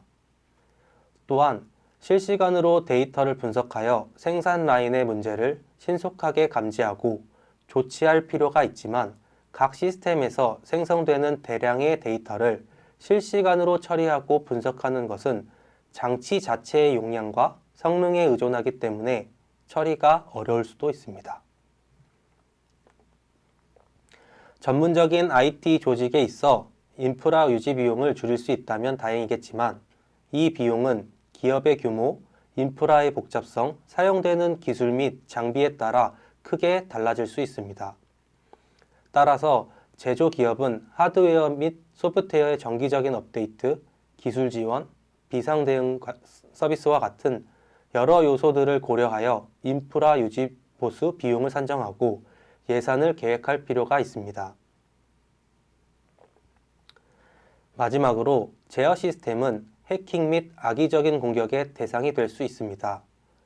취약한 제어 시스템은 생산 라인의 중단이나 장비 고장, 생산 데이터의 변조 등을 초래할 수 있습니다. 제조 시스템뿐만 아니라 회사 시스템 내 고객 정보, 제품 디자인, 생산 데이터 등의 민감한 정보를 다루기 때문에 데이터 유출이나 사생활 침해 위험에도 노출될 수 있습니다. 출입 통제나 보안 경비와 같은 물리적 보안이나 해킹, 악성 코드 등의 사이버 보안의 문제들을 해결하기 위해 적절한 정책을 수립하는 등 높은 보안 난이도를 가집니다. 그렇다면 제조 분야와 클라우드 시스템이 만나면 어떠한 이점이 있을까요? 초기 인프라 구축 및 유지 관리 비용을 줄이고 제조업체가 필요에 따라 자원을 확장하거나 축소할 수 있는 유연성을 제공하여 가변 비용 모델을 통해 필요한 만큼 비용을 지불할 수 있게 할 수 있습니다. 필요한 권한을 부여하여 언제 어디서나 데이터에 접근하고 다른 부서나 협력 업체와의 데이터 공유를 용이하게 하여 데이터 무결성과 가용성을 보장하고 데이터 백업을 통해 손실을 방지합니다. 제조 산업에서의 자동화를 클라우드의 여러 서비스 조합을 통해 자동화를 향상시키고 효율화하여 생산 라인의 실시간 모니터를 구축하거나 재고 관리 및 생산량을 최적화를 구성할 수 있습니다. 아마존 레코그니션의 개인 보호 장비인 PPE 탐지 자동화를 통한 작업장 안전 개선 사례와 같이 클라우드를 활용하여 타사 사례를 접목하거나 새로운 기술을 제조 환경에서도 적용하실 수 있습니다. 위 워크로드처럼 제조 현장 이외에도 자율주행, 에너지 효율 등 다양한 도메인에서도 워크로드를 적용하실 수 있습니다. 다음은 제조 산업에서 어떤 현대화 전략을 세워야 할지 살펴보겠습니다. 효율적인 생산 관리를 위해 제조업에서는 5M1E라는 개념을 사용하고 있는데요. 5M1E는 인력, 장비, 재료, 방법, 측정을 뜻하는 5가지의 M과 환경, environment를 뜻합니다. 각 요소는 대부분 정량적으로 측정 가능한 것들이지만 직원들의 참여도 등 주관적이거나 객관적으로 측정하기 어려운 특성을 포함하고 있습니다. 하지만 작업자의 숙련도나 신체 상태, 기계의 노후와 재료의 특성, 장비 운영 절차 등 다양한 요소가 정량적으로 측정되어 유지되는 것은 굉장히 중요합니다. 특히 제조업의 정보기술 및 자동화 시스템에 대한 국제표준 ISO 22400과 같이 다양한 요소가 데이터를 통합되고 연결되어 상호 운용성을 강화할 필요가 있습니다. 예를 들어 인적 자원과 기계의 상호작용은 작업자의 기술 수준, 기계의 성능 및 유지 보수 상태 등 다양한 요인에 의해 영향을 받지만 다양한 변수들이 상호작용하는 관계를 정확히 모델링하고 데이터를 표현하는 데에는 클라우드 환경이 매우 도움이 될 것입니다. 지역 기반 생산 라인, 재해 대비 및 비상 대응을 위한 2개 이상의 제조 시설이 있을 경우 각 시설마다 발생할 수 있는 데이터를 클라우드 기반 플랫폼에 저장하고 관리함으로써 중앙 집중화를 실현할 수 있고, 이를 통해 원격 모니터링 및 관리가 가능합니다. 이러한 클라우드 기술을 통해 반대로 IoT 제품에 대한 제어도 가능합니다. IoT 기술을 활용하여 제조 시설 내의 센서 및 장비들을 서로 연결하고 데이터를 실시간으로 수집함으로써 장비의 고장을 사전에 감지하는 예지 보전 기술을 실시할 수 있습니다. 또 제품의 센서를 활용하여 제품의 상태를 실시간으로 파악하고 고객에게 필요한 정보를 제공함으로써 제품 관리의 효율성을 제공할 수 있습니다. 스마트 공장은 제품 기획, 개발부터 양산, 주문에서부터 완제품 출하까지의 제조 관련 모든 과정을 말합니다. 기존 시스템에서는 파편화된 개발 관리, 시스템 오류에 대한 원인 분석의 어려움 등 현실과 다른 시스템을 구성하고 있으나, 클라우드 환경에서는 각 시스템 간의 상호작용을 클라우드 환경 안에서 확인하고 수정 및 보완하실 수 있습니다. 마지막으로 고객 요구사항에 따른 빠른 대응과 지속 가능한 비즈니스 모델은 비용 절감과 효율성 향상을 통해 경제적 이익을 창출할 수 있습니다. 온도, 압력, 진동 등의 생산 라인에서 발생될 수 있는 데이터, 품질 관련 정보 데이터가 모두 포함되어 잘못된 추측이나 주관적인 판단을 최소화하고 더욱 객관적이고 신속한 결정을 가능하게 합니다. 자동화 제어를 통해 반복적인 작업을 자동화하여 인력을 절약하고 생산성을 향상시킬 수 있습니다. 이는 작업의 일관성을 유지하고 인간의 오류를 최소화합니다. 에너지 및 자원의 효율적인 사용은 비용을 절감할 수 있는 기회를 제공합니다. 에너지 효율적인 시스템을 도입하고 생산 과정의 낭비를 최소화하여 생산성을 향상시키고 비용을 절감할 수 있습니다. 지금까지 제조 레거시 환경과 이를 해결하기 위해 클라우드가 제공하는 현대화 전략에 대해서 알아보았는데요. 다음은 클라우드 기반 데이터 플랫폼이 어떻게 실제로 활용하고 기술적으로 적용할 수 있는지에 대해 살펴보도록 하겠습니다. 제조 비즈니스에 IoT를 적용하는 데 있어서는 이런 복잡성을 없애는 것이 가장 중요하며, 화면에 보시는 다양한 AWS 서비스를 활용하실 수 있습니다. 각 개별 서비스에 대한 설명은 이 세션을 통해 다 드릴 수 없지만 크게 세 가지로 분류해서 보실 수 있습니다. 먼저 가장 핵심이 되는 IoT 코어를 포함한 IoT 디바이스의 연결 및 제어 서비스군이 있으며, 수많은 디바이스를 연결하고 관리할 수 있는 디바이스 소프트웨어군도 있습니다. 마지막으로 이렇게 수집된 IoT 데이터를 분석할 수 있는 분석 서비스군도 살펴볼 수 있습니다. 또한 클라우드에서 다양한 서비스 기술 접목을 통해 서비스를 구성하실 수 있는데요. 제조 환경의 다양한 데이터를 활용하여 각 서비스에 맞는 AI를 적용할 수 있습니다. 예를 들어 아마존 포어캐스트의 경우 상품 판매 데이터를 활용하여 상품 판매를 예측하거나, 아마존 트랜스크라이브를 통해서 작업자의 지시를 이해하여 음성을 텍스트로 만들어줄 수 있습니다. 마지막으로 실제 기술 시연을 살펴보도록 하겠습니다. 이 아키텍처는 컴퓨팅 기능이 있는 엣지 디바이스로부터 클라우드 데이터베이스로 저장 및 시각화, 저장된 데이터를 활용한 ML 적용까지 엔드투엔드로 아키텍처로 보여줍니다. 첫 번째 순서는 엣지 컴퓨팅 내 IoT 코어와 연결될 수 있도록 장비 내 소프트웨어 설치 및 로그 메시지를 수정합니다. 두 번째는 IoT 코어의 메시지를 서버리스 시계열 데이터베이스인 타임스트림으로 적재합니다.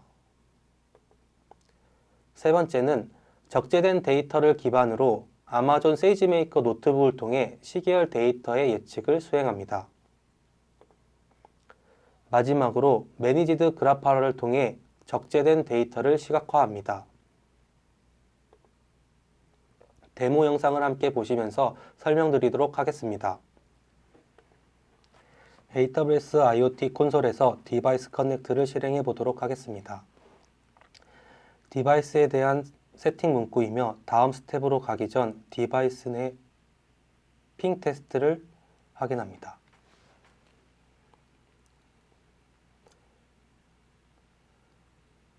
성공적으로 핑 응답이 되었으면 다음을 선택합니다. 다음은 물리적인 디바이스를 IoT 디바이스로 구성하기 위한 띵을 생성합니다.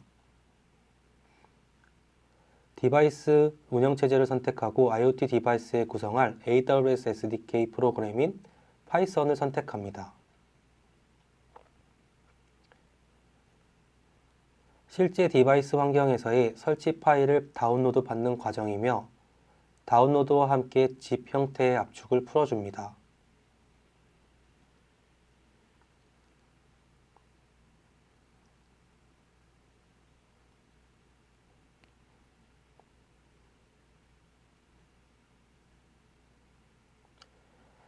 다음은 start.sh라고 하는 쉘 스크립트의 실행 권한을 부여하고 실행합니다.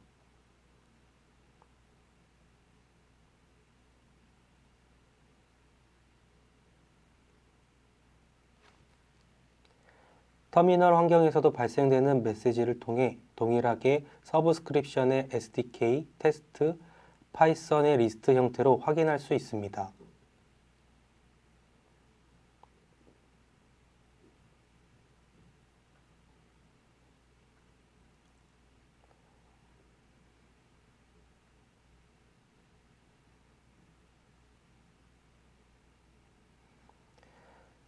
다음을 선택하면 디바이스의 띵이 등록되어 있는 것을 확인하실 수 있습니다.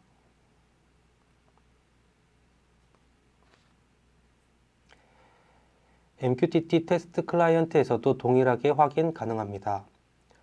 이때 토픽 필터는 쉘 스크립트 파일 내 메시지 전송 토픽과 동일하게 SDK, 테스트, 파이썬으로 설정합니다.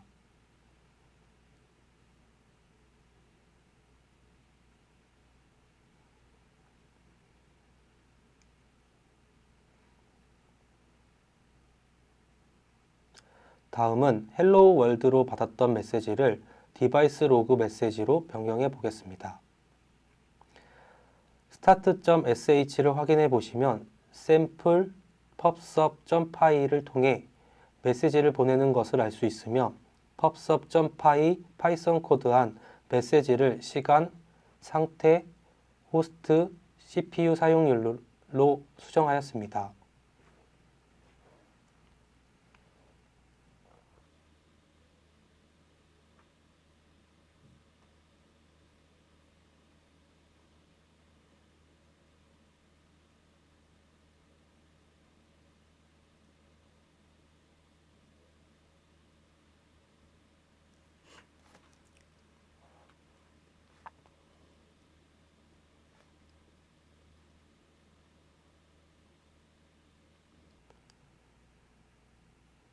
이제 앞서 방법과 동일하게 스크립트를 실행하게 되면 현재 디바이스의 상태를 IoT 코어를 통해 확인하실 수 있습니다.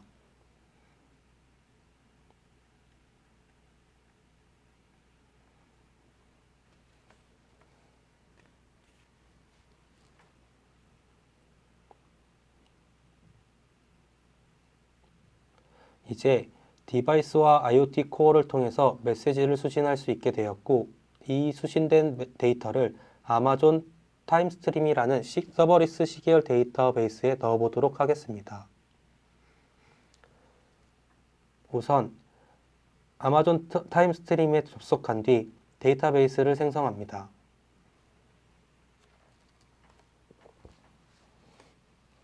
기본적인 스탠다드 데이터베이스를 선택한 뒤 적절한 이름으로 구성합니다.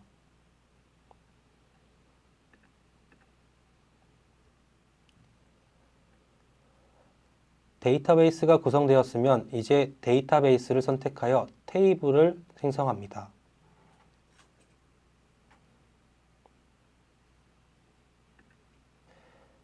테이블의 경우 직접 정의하여 파티션 키를 지정하고자 한다면 커스텀 파티셔닝을 선택하고 현재는 기본적인 파티셔닝을 선택하도록 하겠습니다. 첫 번째 데이터는 메모리 저장소이며 최대 12달까지 지정이 가능합니다. 그 후 데이터는 자동으로 마그네틱 저장소에 옮겨져 최대 200년까지 유지될 수 있습니다. 이 데모에서는 최소 기간이 1시간 1일로 선택하겠습니다.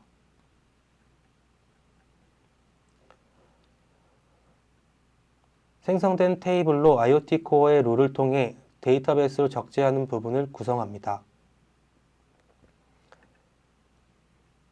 적절한 룰의 이름과 SQL 에스테이트 문을 통해서 데이터를 어딘가로 보낼 수 있는 구문입니다.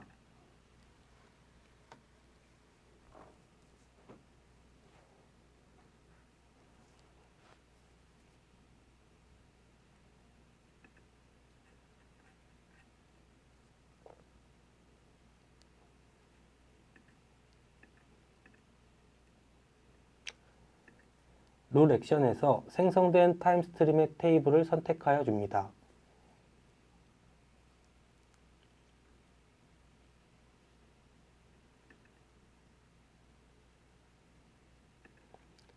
디멘션은 타임 시리즈 데이터 포인트의 메타데이터 속성 값으로 지정하였습니다.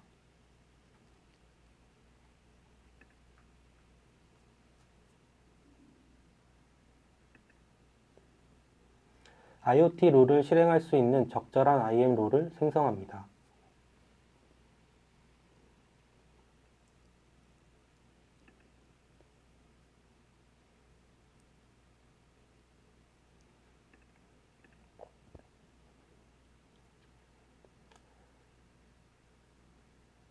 다음은 에러 발생 시 AWS IoT 토픽으로 다시 한번 재발송할 수 있는 에러 액션을 지정합니다.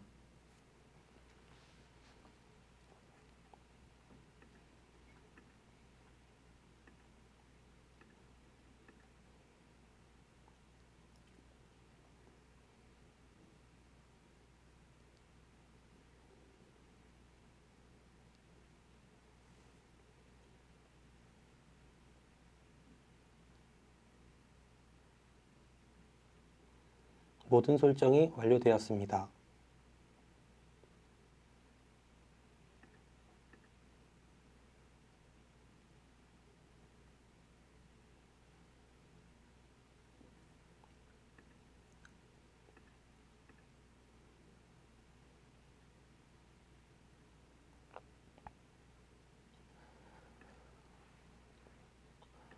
다음은 오른쪽에서 발생되고 있는 데이터가 지속해서 타임스트림에 쌓이고 있는지 쿼리 편집기를 통해서 확인하실 수 있습니다.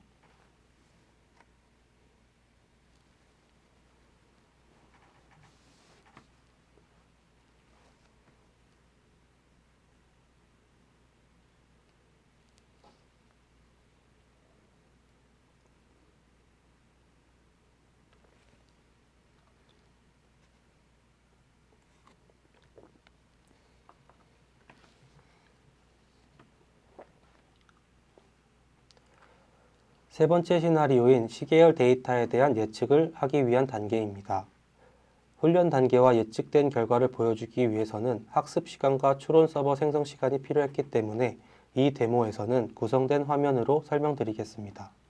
아마존 세이지메이커 콘솔 화면에서 노트북 인스턴스를 클릭하여 구성된 주피터에 접속합니다.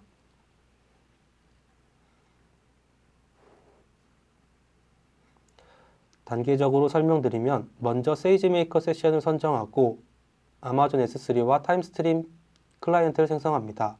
데이터 분석 라이브러리인 판다스의 확장판인 데이터 앵귤러를 설치합니다. 다음은 타임스트림에서 데이터 쿼리를 실행하였습니다.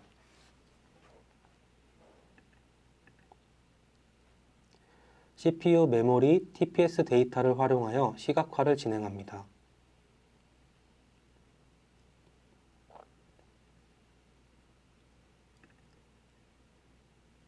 다음은 1차원 시계열의 데이터를 예측하는 효율성 때문에 딥 AI 알고리즘을 사용합니다. 딥 AR 알고리즘은 다양한 시계열 패턴에 적응하는 능력이 뛰어난 알고리즘입니다. 현재 훈련된 모델은 CPU 측정 항목을 사용합니다. 24시간 주기로 약 16일의 데이터가 있으며 14일 동안 모델을 마지막 2일을 통해 예측 테스트를 진행합니다.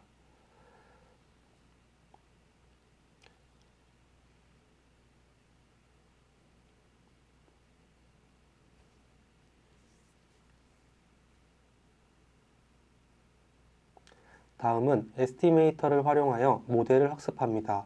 실제 MLC4 X라지 인스턴스의 사양으로 학습이 진행되며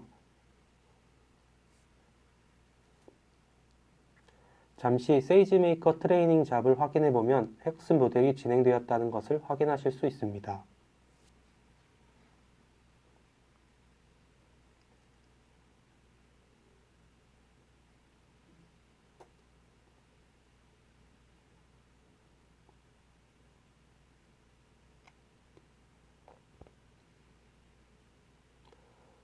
다음은 학습된 모델을 통해서 엔드포인트를 생성합니다.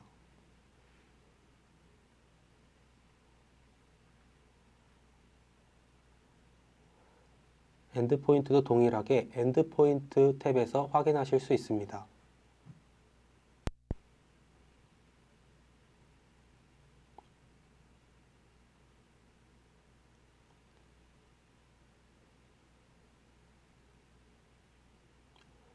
엔드포인트 배포가 완료가 되면 실제 모델을 통해서 데이터를 이용해 예측값을 뽑아낼 수 있습니다.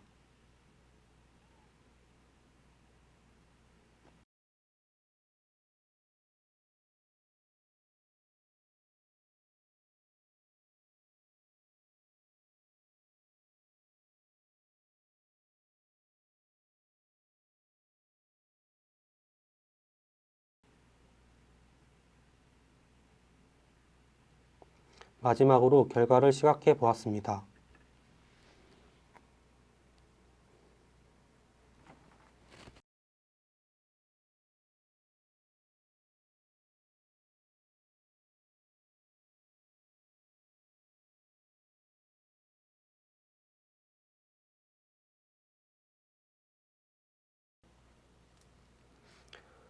네 번째 과정은 시각화입니다. 이미 워크스페이스를 통해서 만들어진 매니지드 그래프 하나에 접속합니다.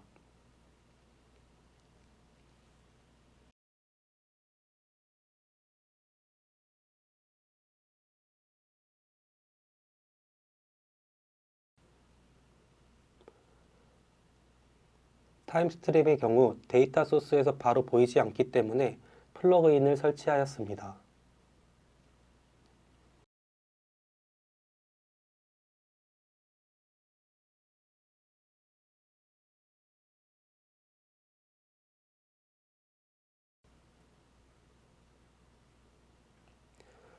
설치된 플러그인을 통해서 데이터 소스를 추가합니다.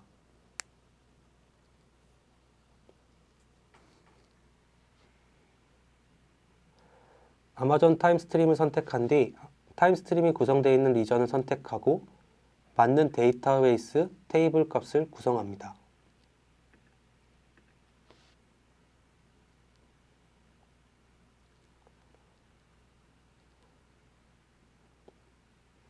데이터 소스가 구성되면 이제 대시보드를 구성해야 합니다. 다음 화면과 같이 판넬을 클릭한 뒤 쿼리 화면과 같이 구성하고 오른쪽 옵션을 지정해 줍니다.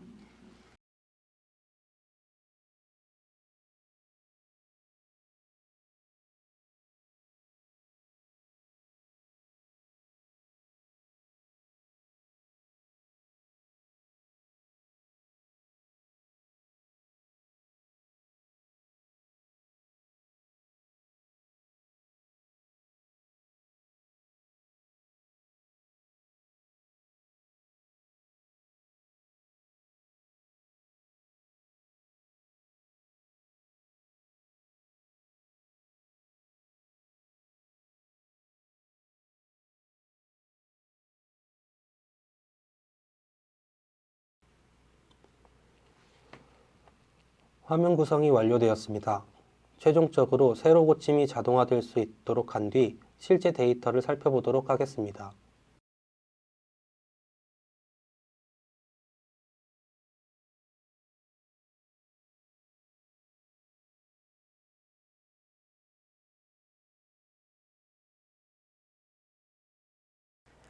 정리해보자면 제조 분야에서 IoT를 도입하기 위해 디바이스에 센서를 연결하고 이를 통해 클라우드에 잘 연결될 수 있도록 하며 데이터 분석을 통해 통찰력을 얻고 최종적으로 어플리케이션에 적용하는 것을 확인해 보았습니다.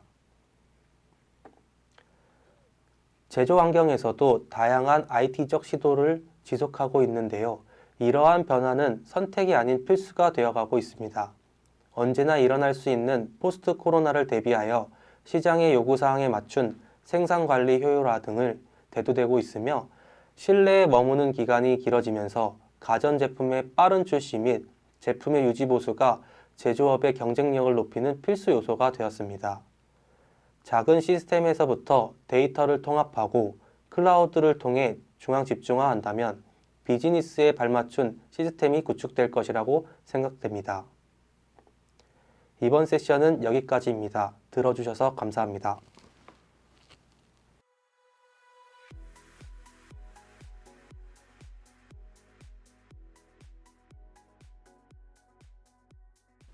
네, 안녕하세요. 마지막 세션을 맡게 된 GS 네오텍 SA 황성영입니다. 앞서서 AI, 예측, 이상 탐지 이런 머신러닝 관련 주제를 들으셨다면 저의 주제는 이런 분석들을 하기 위한 데이터 레이크 구축에 대한 내용입니다. 앞서 머신러닝과 같은 분석을 하기 위해서는 데이터 레이크 구축을 하는 것이 일반적입니다. 그 이유는 다양한 데이터 소스, 대용량 데이터 또는 데이터에 대한 접근성과 유연성 등 이런 점을 고려했을 때 데이터 레이크 구축이 되어야 머신러닝과 같은 분석을 할 수도 있고 머신러닝과 같은 분석을 했을 때 더 좋은 모델을 생성할 수 있습니다. 그래서 이번 세션에는 AWS상에서 데이터 레이크 관련된 내용을 다뤄보도록 하겠습니다. 아젠다는 다음과 같습니다. 첫 번째는 제조 산업 환경에서 디지털 전환 관련된 내용을 간략하게 살펴보고 AWS에서 이런 디지털 전환을 위해 어떤 플랫폼들을 제공하고 있고 어떤 아키텍처가 있는지를 알아보도록 하겠습니다. 두 번째는 최근의 데이터 레이크에 대한 트렌드와 마찬가지로 데이터 레이크 구축을 위한 어떤 AWS 서비스들이 있는지 소개를 하고 추가적으로 저희가 진행했던 고객 사례를 가져와 봤습니다. 마지막 세 번째는 데이터가 들어오는 시점부터 시각화까지 하는 간단한 파이프라인 데모를 준비했습니다. 우선 산업시장 전반에 걸쳐 목격할 수 있는 트렌드 4가지 정도를 가져와 봤는데요. 첫 번째는 데이터 활용입니다. 데이터는 현대산업에서 가장 중요한 자산으로 인식되고 있는 건 누구나 잘 알고 계실 것 같은데요. 실제로 제조 산업의 산업시장은 다른 산업시장보다도 생산하는 데이터의 양이 많은데요. 그렇기 때문에 데이터를 수집 및 분석, 활용을 통해 이런 비즈니스 의사결정을 지원하고 혁신을 이끌어내는 것이 중요하다는 점을 확인할 수 있습니다. 두 번째는 제조 환경의 디지털화라고 볼 수 있겠습니다. 이제는 사람의 수작업이 아닌 디지털 방식으로 넘어와서 제조 프로세스를 최적화하고 생산성을 향상시키는 것을 확인할 수 있습니다. 세 번째는 공급망을 재구성한다는 점인데요. 해당 트렌드를 제외한 다른 트렌드들을 활용한 부분이 아닐까 싶습니다. 빅데이터, IoT 기술 등을 통해 공급망의 복잡성을 관리할 수 있거나 데이터 분석 및 활용을 통해 수요 예측, 재고 관리, 생산 계획과 같은 공급망 프로세스를 최적화할 수 있다고 볼 수 있겠습니다. 마지막 네 번째는 IoT입니다. IoT 기술은 발전하면서 제품들이 더욱 스마트해졌다고 볼 수 있는데요. 제품을 모니터링하고 빠르게 유지 보수할 수 있고 제품이 시스템, 아니면 사용자 간의 상호작용을 통해 많은 이점을 얻을 수 있다고 볼 수 있겠습니다. 이렇게 최근의 산업 환경의 트렌드 4가지를 알아봤는데요. 실제로 디지털 전환을 해보려고 시도를 하다 보면 어려운 부분들이 많이 있습니다. 우선 다양한 데이터 소스에서 데이터를 수집하고 통합하는 것부터 시작을 하는데 그에 맞는 적절한 도구 및 기술이 필요하다는 점이 있습니다. 데이터 관리라고 하면 데이터의 수집, 저장, 처리, 분석 및 보관에 관련된 프로세스를 포함을 의미하는데요. 데이터를 효율적으로 관리하고 활용하기 위한 적절한 데이터 관리 전략과 기술이 필요합니다. 대규모 데이터 처리 및 분석을 위해서는 적절한 인프라와 기술이 필요한데 당연하게도 데이터의 양이 급증함에 따라 기존 시스템이나 기술로는 충분히 처리하기 어려운 문제가 있습니다. 마지막으로 특히나 산업 환경에서는 데이터의 보안 문제 매우 중요한데요. 데이터 유출 및 해킹과 같은 보안 위협에 대비하는 것이 중요하다고 볼 수 있습니다. 하지만 AWS에서는 이러한 어려움들을 해결하기 위한 AWS 기반 산업 환경의 데이터 플랫폼을 제공하고 있습니다. 어떻게 보면 레이어별로 서비스들을 제공하고 있는데요. 엣지단부터 분석 레이어까지 여러 가지 사용자 니즈를 충족한 서비스들을 제공하고 있습니다. 예를 들어 DB가 필요한데 관계형 데이터베이스라든지 시계열 데이터베이스 또는 데이터를 넘기는데 파일 형태의 전송이 필요하거나 어떤 스트림 형태의 전송이 필요하거나 이러한 니즈들이 있을 수 있겠죠. 또한 해당 서비스들끼리는 서로 연동이 잘 되어 있습니다. 그렇다고 물론 기존 환경을 한 번에 바꾸실 필요는 없습니다. 레이어가 별도로 이제 필요한 서비스들을 가지고 단계적으로 구축할 수도 있기 때문에 고객분들의 상황에 맞추어서 위험 부담을 줄이면서 이관이 가능하다는 점을 기억하면 좋을 것 같습니다.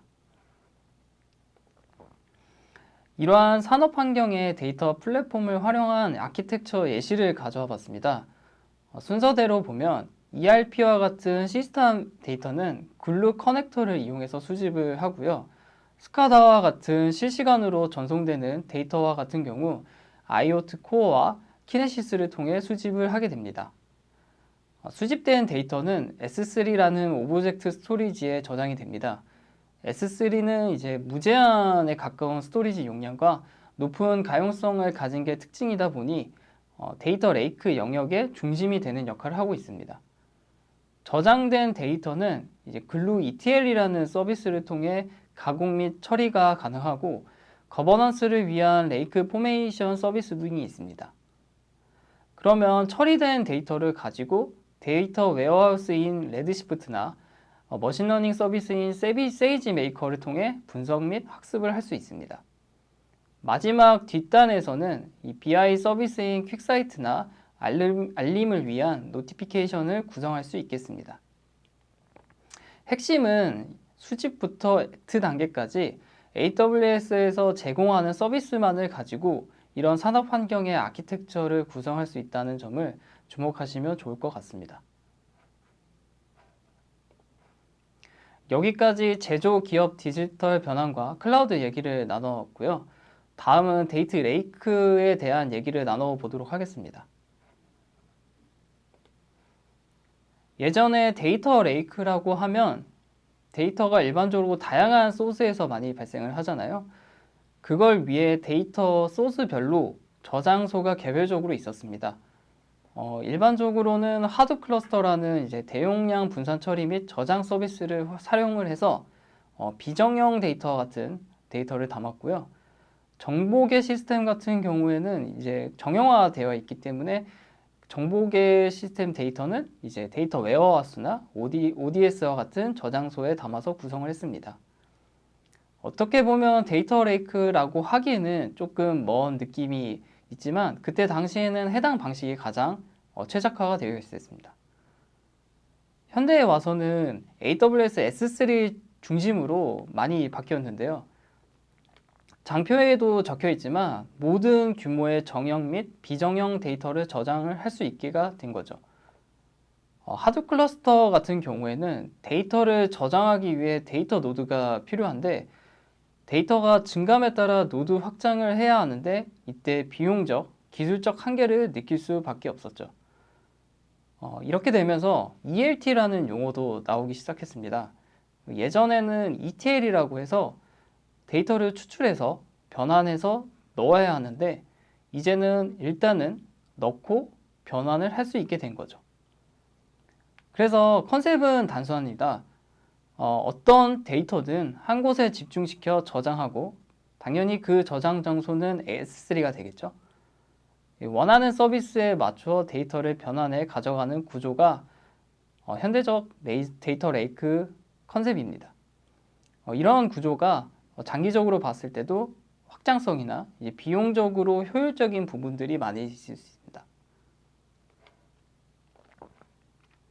마찬가지로 앞에서 산업 환경의 아키텍처와 같이 데이터 레이크 아키텍처를 확인할 수 있습니다. 산업 환경의 아키텍처도 데이터 레이크 아키텍처이기 때문에 비슷한 부분들을 확인할 수 있는데요.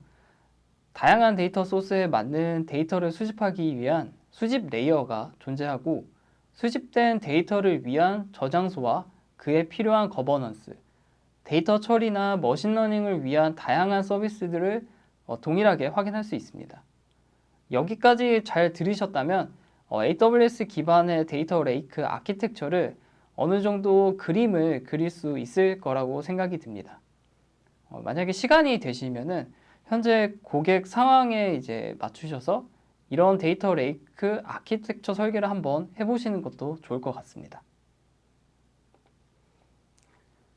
데이터 레이크 목차를 이제 마무리하기 전에 저희가 실제로 이관 작업을 진행한 사례를 가져와 봤는데요. 해당 고객 같은 경우에는 기존의 온프레미스 환경인 하드 클러스터를 운영하고 있었습니다. 대략 30에서 40TB 데이터를 저장하고 있었고요. 근데 이번에 AWS로 이제 이관을 하시면서 데이터 레이크 기반으로 아키텍처를 설계하고 이관 작업을 진행했는데요. 자, 하나하나 좀 소개를 드리면은 그림에는 나와 있지 않지만 대용량의 데이터는 AWS 스노우볼이라는 장비를 통해서 빠르게 오프라인 데이터를 클라우드로 옮길 수 있었습니다. 그리고 제일 앞단에 실시간으로 기존의 카프카라는 데이터 스트리밍 시스템으로 어떤 웹로그 같은 거를 이제 수집을 했었는데 해당 부분은 AWS의 관리형 서비스인 MSK라는 매니지드 카프카 서비스로 이관을 했습니다. MSK는 지속적으로 S3의 데이터를 떨구도록 MSK 커넥트를 따로 또 구성을 했고요. 그리고 메인이 되던 하둡 클러스터는 AWS에서 제공하는 EMR이라는 빅데이터 서비스로 이관을 했습니다. EMR은 저장소를 S3로 설정할 수 있기 때문에 기존 하둡 클러스터 같은 경우에는 앞서 말했듯이 데이터 용량이 만약에 부족하게 되면은 데이터 노드를 늘려야 하는데 이제는 AWS로 이관을 하시면서 이런 부분에 대해서는 신경을 안 쓰게 되셨습니다. 또 이제 뒷단에 보시면은 저장된 이제 S3 데이터를 가지고 eKase라는 관련 쿠버네티스 서비스를 통해서 다양한 처리 작업을 진행했습니다. 뭐 예를 들어 파드 위에 에어플로우 같은 이제 서비스 관리 도구를 써서 그런 작업들을 했고요.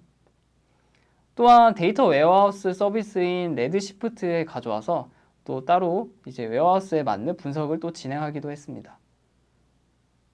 또 이제 오른쪽에 가보시면 데이터 분석가 사이언티스트 분들을 위한 머신러닝 서비스인 세이지 메이커와 SQL 분석 서비스인 아테나를 또 구성해서 그분들이 원하는 니즈를 또 충족시켰습니다. 이번 이관을 통해서 고객사에서는 이런 관리적인 부담을 많이 덜어낼 수 있었고요. 비용도 많이 절감할 수 있었습니다. 구축 이후에도 잘 운영하고 계시며 해당 아키텍처를 중심으로 다양한 분석 서비스들을 이렇게 추가하시면서 확장까지도 잘 하고 계신 상황이십니다. 네, 현대적 아키텍처는 이제 여기까지 마무리하고요. 이제 데모를 소개하려고 하는데요. 네, 데모 아키텍처 먼저 말씀드리도록 하겠습니다. 단계별로 설명을 드리면 네, 첫 번째는 EC2라는 서버 위에 테스트할 데이터와 키네시스 에이전트를 구성합니다. 어떻게 보면 데이터 소스 역할을 하는 걸로 보시면 되고요. 키네시스 같은 경우에는 데이터를 보낼 때 소스 쪽에 에이전트를 설치를 하거나 아니면 자체적으로 SDK를 이용해서 개발을 하거나 또는 AWS의 타 서비스와 연동하는 방식을 통해서 데이터를 보낼 수 있습니다. 이번 데모에서는 에이전트 설치 방식을 보여드리도록 하겠습니다. 두 번째는 키네시스 데이터 파이오스를 생성하여 S3에 실시간 복제를 합니다. EC2 서버 쪽에서 데이터를 에이전트 방식으로 데이터 파이오스에 이제 전송을 하게 되면 S3에 계속 지속적으로 적재가 되는 과정을 확인할 수 있습니다. 세 번째는 수집된 데이터의 카탈로그화인데요. S3의 데이터에 적재된 데이터는 데이터만 적재가 돼 있지 다른 분석 서비스에서는 이게 바로 조회가 불가능합니다. 따라서 이 데이터에 대해 메타데이터, 즉 테이블 형태로 만들어줘야 되는데요. 데이터의 위치, 스키마, 실행 시간 이런 정보들을 가진 인덱스를 관리할 수 있는 것이 글루 카탈로그입니다. 그리고 이러한 카탈로그를 만들기 위해서 글루 클롤러 기능을 이용하는데 자세한 건 뒤에서 설명드리도록 하겠습니다. 네 번째는 앞서 과정을 통해 데이터와 카탈로그화된 이 상태에서 데이터를 조회하고 시각화하는 부분입니다. 이때 데이터를 조회할 때는 아테나 서비스를 통해 SQL 방식으로 조회를 하고 이를 바탕으로 퀵사이트를 통해서 저장된 데이터에 대해 시각화를 보여주는 과정입니다. 조금 이해가 안 될 수 있으니 데모에서 사용된 서비스에 대해서 조금 자세하게 설명을 드리도록 하겠습니다. 우선 키네시스는 대용량 스트리밍 데이터를 수집, 처리, 분석 서비스입니다. 아파치 카프카와 같이 데이터 스트림을 저장할 수 있도록 할 수 있는 이제 키네시스 데이터 스트림, 수집된 스트림에서 실시간 분석을 할 수 있도록 도와주는 키네시스 데이터 아날리틱스, 그리고 데모에서 사용된 주로 특정 목적지에 전달을 해주는 키네시스 데이터 파이오스, 이렇게 세 가지로 구성이 되어 있습니다. S3 같은 경우에는 너무 유명하다 보니 잘 아실 거라 생각이 듭니다. 너무 기능이 좋고 뛰어난 오브젝트 스토리지고요. 글루는 앞서 활용된 데이터 카탈로그 기능 말고도 원래 주 기능이 ETL 서비스 기능이 존재합니다. 예를 들어 분산 처리 오픈소스인 스파크와 같은 작업을 만약에 요구가 있다면 앞에서 제가 고객 사례에서 언급을 했지만 EMR 클러스터를 생성해서 사용하는 방법도 있겠지만 글루 ETL 서비스로 서버리스 형태로도 이런 스파크 잡을 돌릴 수가 있습니다. 아테나는 표준 SQL을 이용해서 데이터를 분석할 수 있는 서비스인데요. 아무래도 이제 쿼리에 익숙하신 분들이 많이 선호되는 서비스입니다. 퀵사이트는 AWS 대표하는 BI 서비스고요.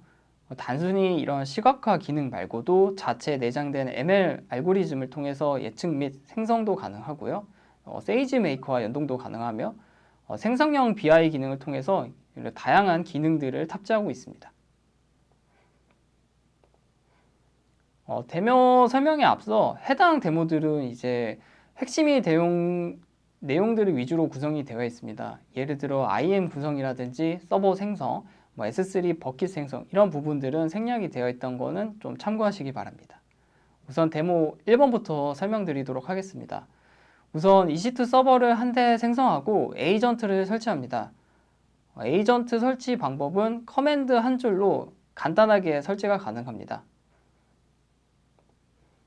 에이전트 설치가 끝나면 에이전트 구성을 해줘야 하는데요.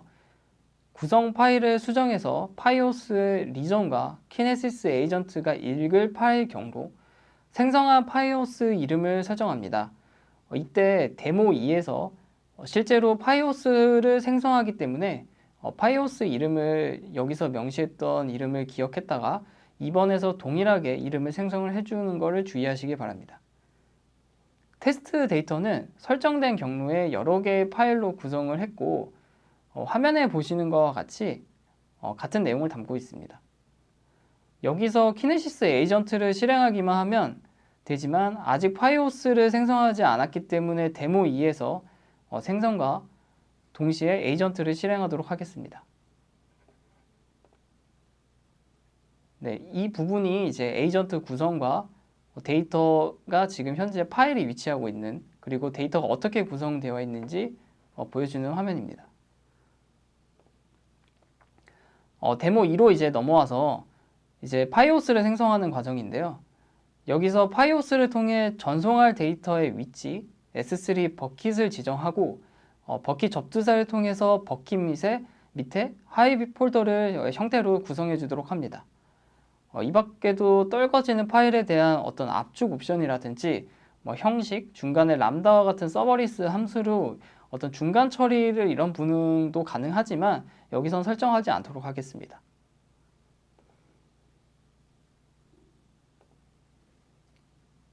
파이오스가 이제 생성이 완료가 되면은 1번에서 생성한 서버에 접속을 해서 이제 키네시스 에이전트를 실행하도록 합니다. 실행하고 나면 자동으로 해당 경로에 로그 파일이 기록되는데 여기서 에이전트의 작업 현황을 확인할 수 있습니다. 보시면은 키네시스가 어떤 로그 파일을 읽고 지금 성공인지 몇 개의 레코드를 읽어서 지금 보내주는지를 확인할 수 있습니다.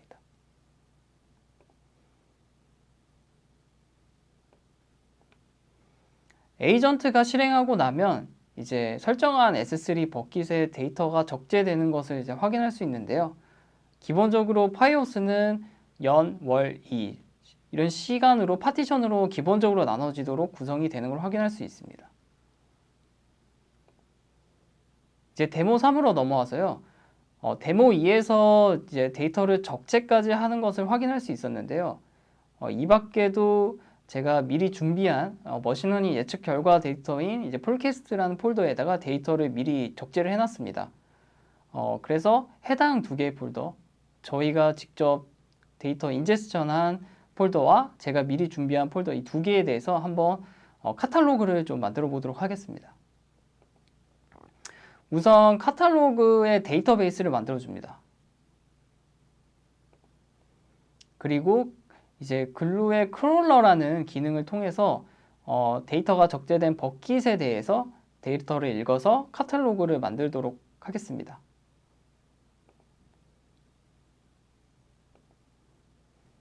크롤러가 실행하게 되면 이 테이블들이 만들어지는데요. 앞서서 만들 데이터베이스를 지정하여 해당 데이터베이스 하위에다가 테이블을 생성하도록 이제 지정을 해줍니다. 크롤러는 아래의 설정과 같이 직접 실행하는 온디맨드 방식도 있고 주기적으로 실행할 수 있는 어떤 스케줄 방식이 있습니다. 여기서는 온디맨드 방식으로 진행하도록 하겠습니다. 실제로 크롤러를 실행하게 되면 아래와 같이 실행 내역들을 확인할 수 있는데요. 테이블 두 개가 추가가 됐다는 것을 확인할 수 있습니다. 각각 폴캐스트, GS 네오텍, 데모 스트림 이렇게 폴더가 있었으니까 해당 폴더별로 두 개가 생성되지 않았을까 이제 예상을 할 수 있는데요. 예상대로 이제 두 개의 테이블이 생성된 것을 확인할 수 있습니다.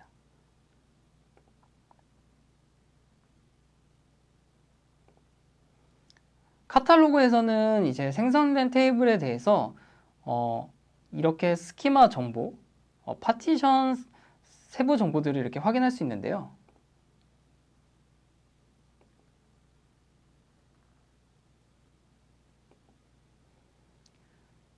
이제 마지막 데모 4로 넘어와서요.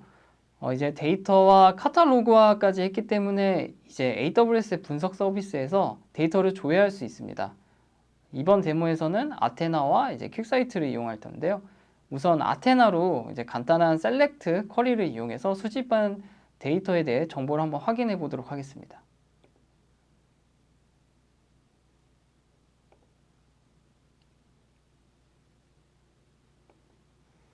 마찬가지로 미리 준비한 이 폴캐스트 데이터도 확인할 수 있는데요.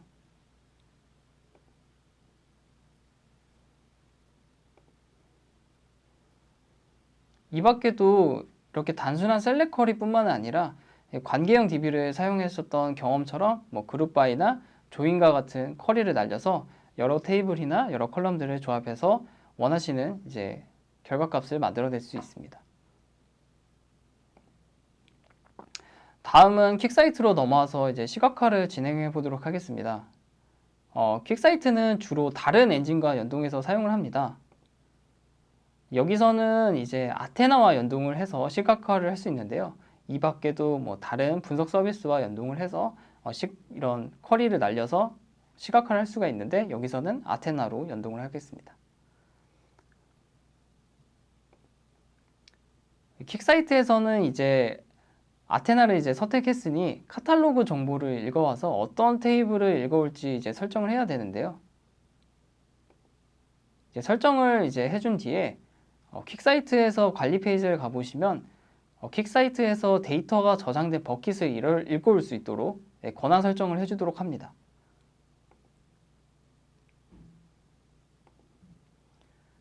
이렇게 초기 구성을 다 하시고 나면 분석 탭으로 들어가면 이제 원하는 시각화 타입을 선택해서 다양한 시각화 구성을 하실 수 있습니다.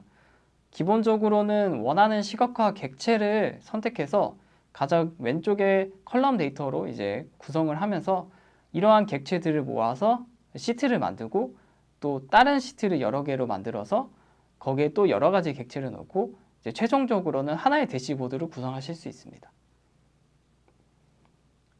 우선 수집한 데이터 기반으로 이제 X축을 이제 빌딩 아이디, Y축을 컬럼별 합계 같은 걸로 구성을 해서 바 그래프로 이제 나타낸 모습인데요. 실제로 만약에 이거 구성을 해보시게 되면 그냥 드래그 앤 드롭으로 쉽게 구성이 가능하십니다. 해당 시각화는 이제 미리 준비한 폴캐스트 데이터로 시각화한 모습입니다. 이걸 통해서 어떤 머신러닝 관련된 파이프라인을 이제 AWS상에서 구축을 하셨으면 결과 데이터라든지 학습 데이터 이런 부분들을 S3 쪽에다가 이제 적재를 해 놓으시면 위와 같이 시각화 객체를 이제 필요한 것을 활용해서 대시보드를 구성하실 수 있습니다. 여기까지가 준비한 데모는 끝이고요. 해당 데모는 데이터 레이크 아키텍처에서 가장 간단한 파이프라인 모습을 보여주는 것이라고 보시면 됩니다. 수집 단계부터 시각화까지 하는 일련의 과정에 파이프라인이라고 이해하시면 되고요. 이거를 AWS 내에서 이런 식으로 구성을 한다 라는 느낌을 받으시면 좋을 것 같습니다. 어렵다고 느껴지신 분들은 많은 데이터가 아니더라도 작은 데이터로 파이프라인을 구성해 보시면서 조금씩 감을 익혀 보이시는 것을 권장드립니다. 네, 발표는 여기까지고요. 네, 감사합니다.